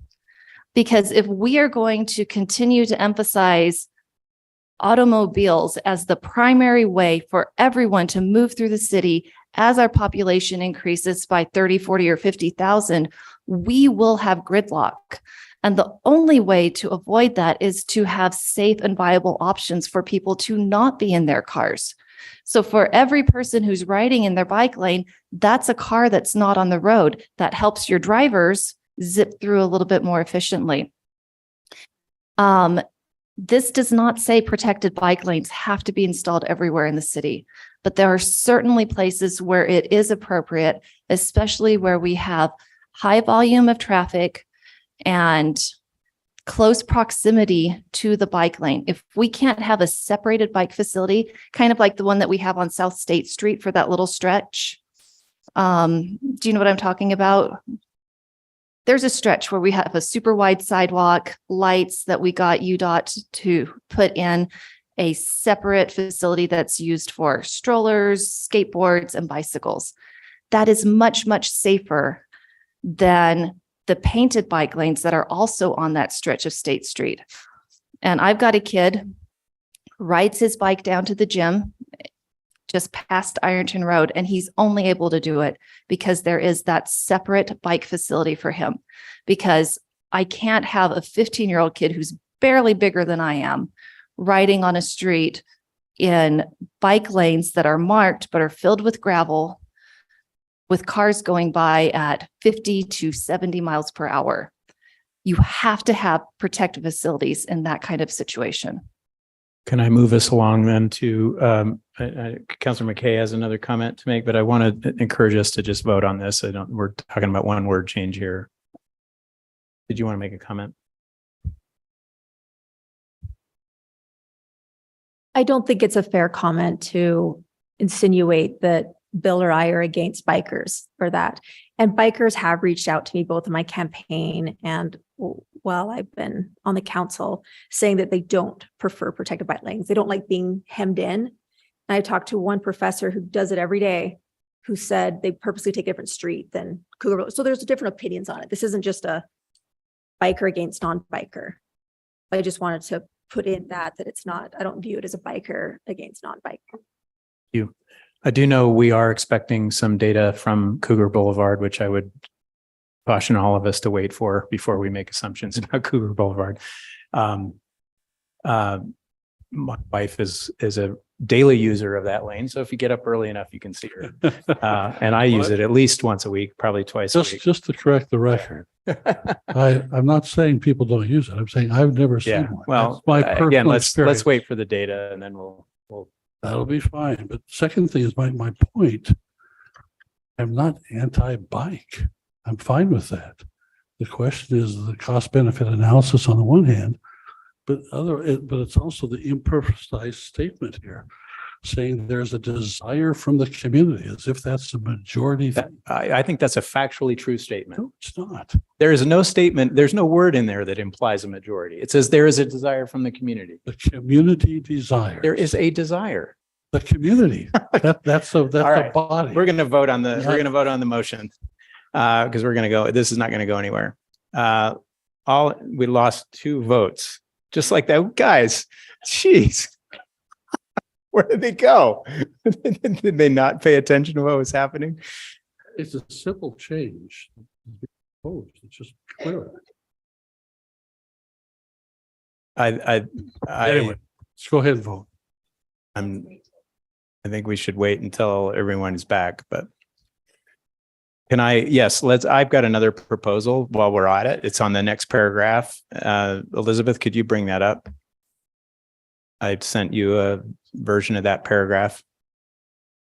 Well, this was emailed to everybody, so, they're not. I'll wait until they get back also, but this is relevant to our previous conversation, but I was trying not to set off alarms. I don't want anyone to think I'm, draconian measures, and I do consider myself a moderate when it comes to change that we need. But in my view, there was not any language in this chapter that indicated that the status quo dependency on the automobile is acceptable. And I think Councillor Whipple articulated it pretty well.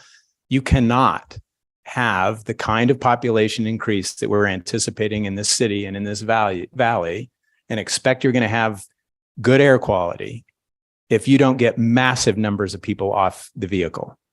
And so we've got to at least have some language in there that it says that's where we're headed. And I'm a driver. I drive a lot, but everyone knows I ride my bike a lot too. And this isn't about me. I think it's just about what is practical. So this was the language. I just thought I cut out what I thought was maybe not necessary or not terribly helpful and just put in this language. The city should work to provide and improve infrastructure for automobile traffic that moves traffic efficiently and that is safe for all citizens. That was clearly almost priority number one for the citizens in the survey was traffic. Again, that problem's not going away if we continue the dependence on the automobile that we currently have with an increased population. So this was the language I tried to put in there to indicate something a little more suggestive. Although for this foreseeable future, we will likely continue to depend primarily on the automobile for transportation, we seek innovative solutions to encourage a smooth transition towards greater independence, not complete, just greater independence to minimize pollution, safety risks, and costs. So I'm wondering if this is acceptable to my fellow councilors. Mr. Chairman, I have a surprise for you. What's that? I'm perfectly fine with this language. I just think we're making a false statement on the other language. Okay. That's all. All right. Anybody else have any concerns with this language? It's nicely worded. All right. I'll move to a third one and then we'll wait for these voters to come back. Can we talk about your suggestion, Brandon, about housing?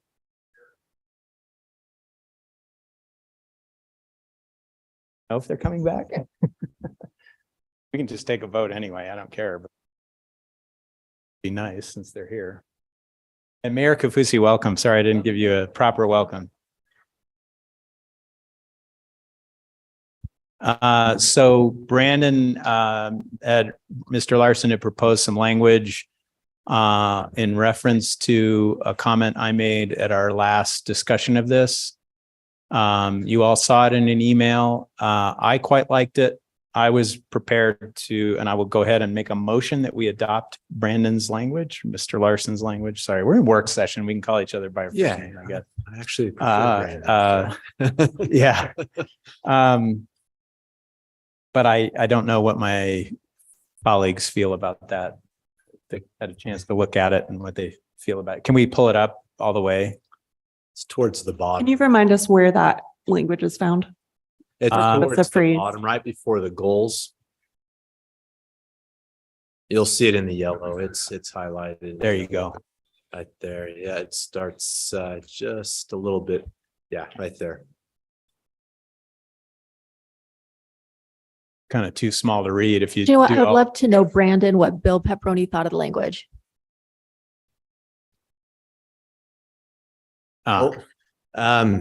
What I can tell you is I sent it to Bill right after I wrote it, and he told me this is a substantive change. Let's send this out to staff. And that he asked for a week delay basically on this. And so that's why I didn't get it out to you until Monday morning, because we reviewed it in staff meeting, and staff felt that this language would be helpful in evaluating rezone applications, and there was no dissenting opinions raised in that staff meeting. Other than I will say, there was no dissenting opinions. The question came up if this is truly, I need to be a little bit careful because I don't want to put words in my colleagues' mouths, but there was voice, there was support voiced, and the sentiment was if they do choose to accept this, have them, if they want to move forward with this, have them consider, be aware that this language could be used. We use section 1402.020 to review rezone applications. In fact, our staff reports, we take the language of the ordinance and go line by line and comment on whether or not the requirements of the code are met in relation to that proposed rezone. So the thought was, okay, this language here actually could be included in the general plan and also used in that section 1402.020. Ultimately, we could use this language to evaluate rezones on in a code situation as well, is what was discussed. Sorry for that long rambling response, but anyway, that's what we had discussed, is that it could be utilized in the general plan. Scroll it up, and also Elizabeth, the code. so we can read the rest of it. Sorry. So, What's that? Oh, Michael, sorry. Yeah. The thought too, when I prepared this, was, okay, so what questions would be helpful in evaluating about any just about any housing rezone for a housing development? So I tried to be really generic with the questions that were included in this language. So I really like it. I think I like that it's questions that you're saying a majority of them will give us an indicator. I would be a little nervous about a matrix that was super quantitative and it was like, oh, you got a score of 7.3, but you have to be at 7.5 right in order for us to approve this. So I like that this is a little more subjective, but it's the same questions and it's an iterative process that I think will help us get better and better at evaluating proposals. So thank you. I like it quite a bit. What the rest of you think? Concerns? One. Okay. Can you scroll down just a little bit, or scroll up, I guess? Thank you. The council's aware of my primary concern with ADUs, and that's neighborhood acceptance. I wonder about the language where it says, would the rezone promote one of the top 3 housing strategies, support zoning to promote ADUs and infill development? I didn't know that one of our top 3 housing strategies, Brandon, was to promote ADUs. that's again, that's a proposal. This, if you read above, that's what the language is at the very top of this chapter. That those are the 3 proposed top housing strategies for the city. Okay, I mean, my concern here is the same as it's always been. I deeply dislike anything that promotes ADUs without neighborhood consensus, that we're imposing on a neighborhood. And now a current ordinance, which is going to be reviewed in 6 or 12 months, says as long as you can bully or intimidate your immediately adjacent neighbors to approve something, you get the ADU. It totally disregards the sensibilities of neighbors 2 doors down, 4 doors down, 10 doors down. It smacks of the kind of social engineering that, by golly, we know best, and we're going to impose this on your neighborhood, whether the neighbors want it or not. In this language here, it seems it says support zoning, promote ADUs, and I don't think that's appropriate. At the very least, we ought to add a caveat with neighborhood support or something to that effect. Let me just get the other counselors up to date. So we haven't voted on Counselor McKay's suggestion I then presented the proposed language that I sent in an email about transportation, which is in front of you right now. And now we're discussing Brandon's language about housing. So we haven't voted on any of those three, but we would like to finish this meeting in the next 10 minutes, if possible, and vote on those three. So at this point, we had a motion and a second to adopt Brandon's language. And Mr. Fillmore has raised this concern about the mention of ADUs in that first bullet point. I didn't hear a motion. Mr. Fillmore, do you want to make so there's a motion on the floor. Are you wanting to make a substitute motion? Yes, I don't know if I have the exact language, but I would change that one bullet about support zoning to promote ADUs in infill development to have some element of neighborhood consensus approval or whatever. Let me see if I can concoct something here. Can I'm not done yet. Support zoning to promote ADUs.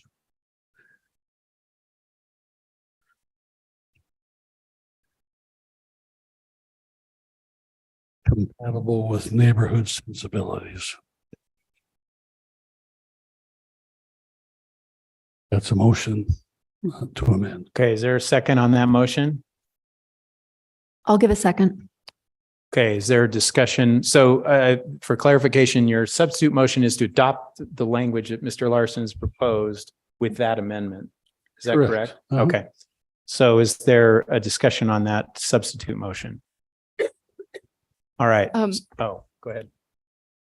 Yeah, I'm not going to persuade anyone here, so it's probably just a comment, but the state hasn't given us an option on whether or not we want ADUs or whether or not we like them or whether or not our neighborhoods like them.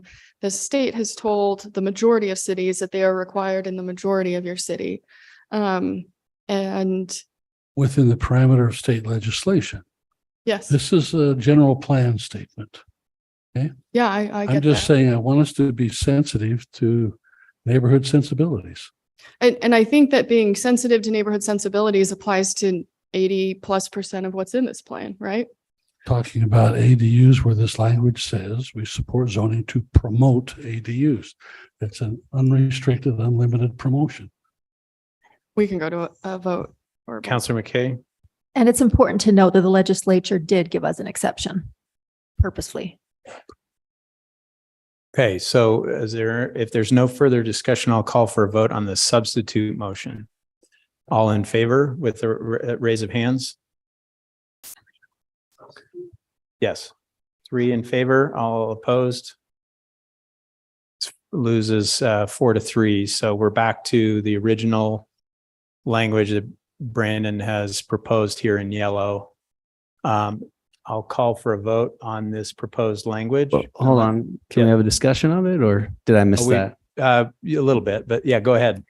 Well, I think, I guess my question is, why are we unilaterally saying we want to promote ADUs and infill? I think I almost want to say like where it's appropriate, where it makes sense, where we've legislated it. I don't know. It seems a little bit like we've just decided we're going to promote ADUs, like, I don't know. We already went through a legislative process to determine, for right now, at least, we want to put ADUs in specific areas and specific places. But here we're saying, well, no, actually, we want to just promote ADUs. So I have a little bit of an issue with that. And I don't know if there's any way to say, well, I don't know. Well, I mean, this is a guiding document, but could I ask for clarification, Brandon? As I understood what these are questions of evaluation about whether or not we approve a land use proposal, like to help us guide our process of deliberation. So it's one of multiple questions here. If my sense was that this isn't requiring anything. It's just simply saying, does this proposal address those issues? And if the answer is no, then the answer is no. If the answer is yes, the answer is yes. We can evaluate whether or not we like that or not. we can evaluate that according to our city code, whether we like that or not. I don't see that this is, my personal feeling is I think we're, well, we just voted on the proposal, the substitute motion, so we don't have to re-vote that. But I don't think that's what this language is requiring us to do. Am I understanding that correctly? That's absolutely correct. It's certainly not requiring anything. It's just, this is all only meant to be a tool to evaluate rezone applications that are related to a housing proposal. I will caution you that those three sub bullet points there, those are the top three. Those are important because they are the three top strategies that are highlighted at the very first of this chapter. And so we felt like the staff felt that we would propose those three housing strategies to you as the most important ones. And so if you feel like those aren't, then yeah, that we makes need to sense. change this one. The real argument is with if those should be the top three or not. But in any case, if those were determined to be the top three, then all we're saying is, I get it. Just yeah. I'd say we just vote probably. May I ask a question, Brandon, first? Sure. I don't know who had their hand up first, but go ahead, Mr. Fillmore, and then Brandon, wouldn't it be more appropriate, a more appropriate expression of your department to change the wording here to say support zoning to promote ADUs and infill development where appropriate, as opposed to a blanket state implication that your department is promoting ADUs everywhere? This is that was Travis's suggestion that you had the phrase where appropriate. Yes, that's kind of a policy issue that I'll leave up to you. We just felt that, in our profession, ADUs have been held up as a really good way to try to help increase housing stock, affordable housing stock. And so there's been a lot of discussion about it at the state level here. And so it is a big burning question. So it seemed appropriate to staff to have that. Whether or not it needs to include some language where appropriate, I'll leave that to the council on that one. all right. So we've got a motion on the table. Are we ready to vote on that? Did you want to make a comment? Which motion is that now? The motion is to adopt the language in yellow. I was wondering if Travis wanted to do a substitute motion to add the phrase where appropriate. I don't think we're going to accomplish anything, honestly, Bill. I think we just move forward at this point. I think there's philosophical differences around ADUs that aren't going to be bridged. There's gaps there. And I also think if we're going to argue against this, we have to argue against those being the top three priorities for this section. And then that's a whole nother argument to be had, a whole nother debate to be had. So this isn't a binding document, so to speak. I think it sets a tone and it provides direction for incoming council members and future councils. So it's important. But we aren't making a legislative decision here today on ADUs, so to speak. So I'm comfortable just moving forward, knowing kind of how this vote probably goes. And, let's continue to monitor ADUs and see how they impact us for better or for worse, and hopefully for better. And we can make better decisions in the future as we get data back and see how it goes. So I guess I'm just saying, I don't want to fight this fight tonight, so to speak. Are we conceding that these are the top three housing strategies? Where does that come from? That's from this chapter. So my recommendation is to anyone on the council, if you have a problem with the goals of this chapter, then we're going to need a motion. I don't want to make that motion now because we're at 4:35 and we still have to vote on the three items that we have discussed. But my suggestion would be if you disagree with the goals that are stated in housing in this chapter as the important tools we use, I think that's a conversation between now and January 17th that ought to happen. And you could propose some substitute language for those and circulate that through with staff and with the council. Fair enough, Mr. Chairman. George, I have a procedural question. So we have Catrice's motion on the table that still has not been voted on.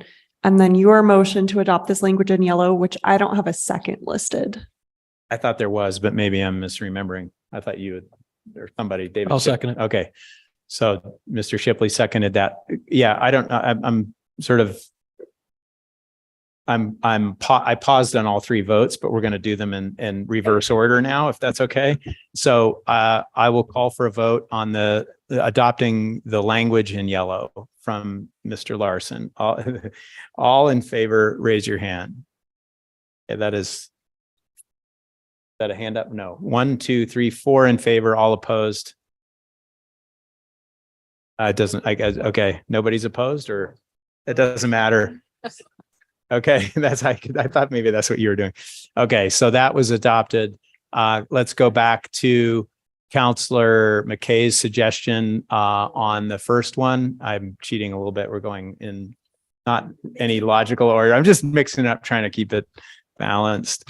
So the question is whether or not we want to change the word protected to dedicated. Did I get that right? Right there. She had said designated. Designated.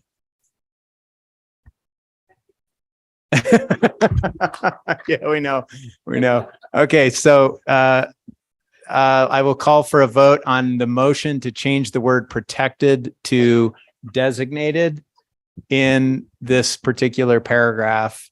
All in favor of the motion, raise your hand. 2, 3, all opposed, 4 opposed. So that fails. And then we'll go to the proposed change on transportation from chapter 2 that I made. The changes in red replace the sentences that are not appearing in the proposed chapter. All in favor? I do not have an official motion on that item. I made the motion. I know I did that. I don't remember who You seconded. suggested the changes, but you didn't make a motion. Could have sworn I did. I will make the motion. Just put me down. What? Is there a Default- second Elizabeth, on that default motion? to me as a motion or as We a second, kind of had whenever we need. majority support already, but Travis and Shannon were gone. So, but I'll make the motion formally. Is there a second? I'll second. Mr. Shipley seconds. All in favor, raise your hand. 1, 2, 3, 4, 5, 6, 7. Okay, that passes. All right, Brandon, you're a hero for your tolerance and patience with us. And this, I have to say, I mean, it is like herding cats to get 7 people to agree on a document. But we made some progress today. We did. It was pretty substantive. I appreciate that. I will just reiterate what we said at the very beginning. January 17th, this whole enchilada comes back to us.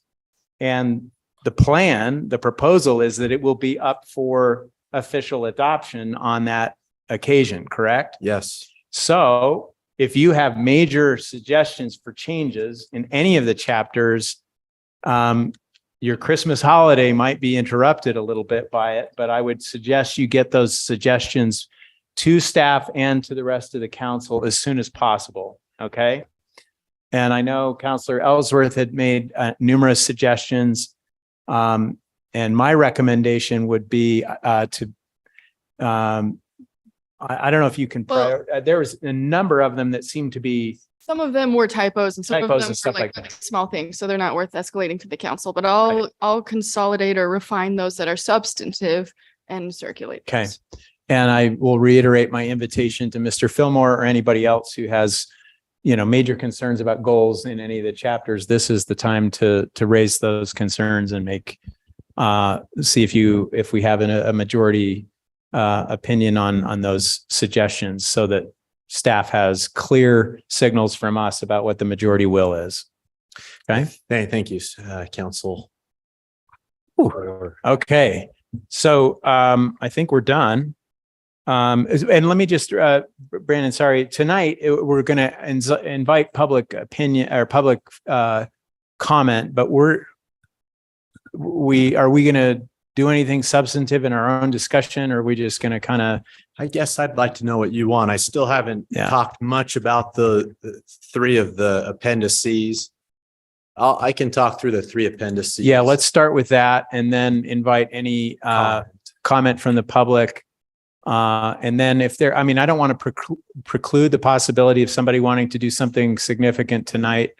But I feel like the purpose of this big 2-hour block was to make this evening a manageable evening in terms of time, because we've got quite a bit on the agenda. I will let you all know that I did inform one of the neighborhood organizers of the proposal, the land use issue in the Slate Canyon neighborhood, that we would not be having public comment tonight on that issue because we've heard it twice already and we've had ample emails, and she was going to let that neighborhood know about that. It is, yeah. And we had told them, I had said that last time anyway. I had given them a warning that we've had a lot of public comment on this, and we've got a very full agenda tonight. So I did give them that warning. So I hope I didn't offend anybody in doing that, but I did feel like we've done quite a bit of due diligence on that, and we'll continue to be responsive. Okay. If there is no objection, we will now adjourn the Provo Municipal Council meeting by unanimous consent.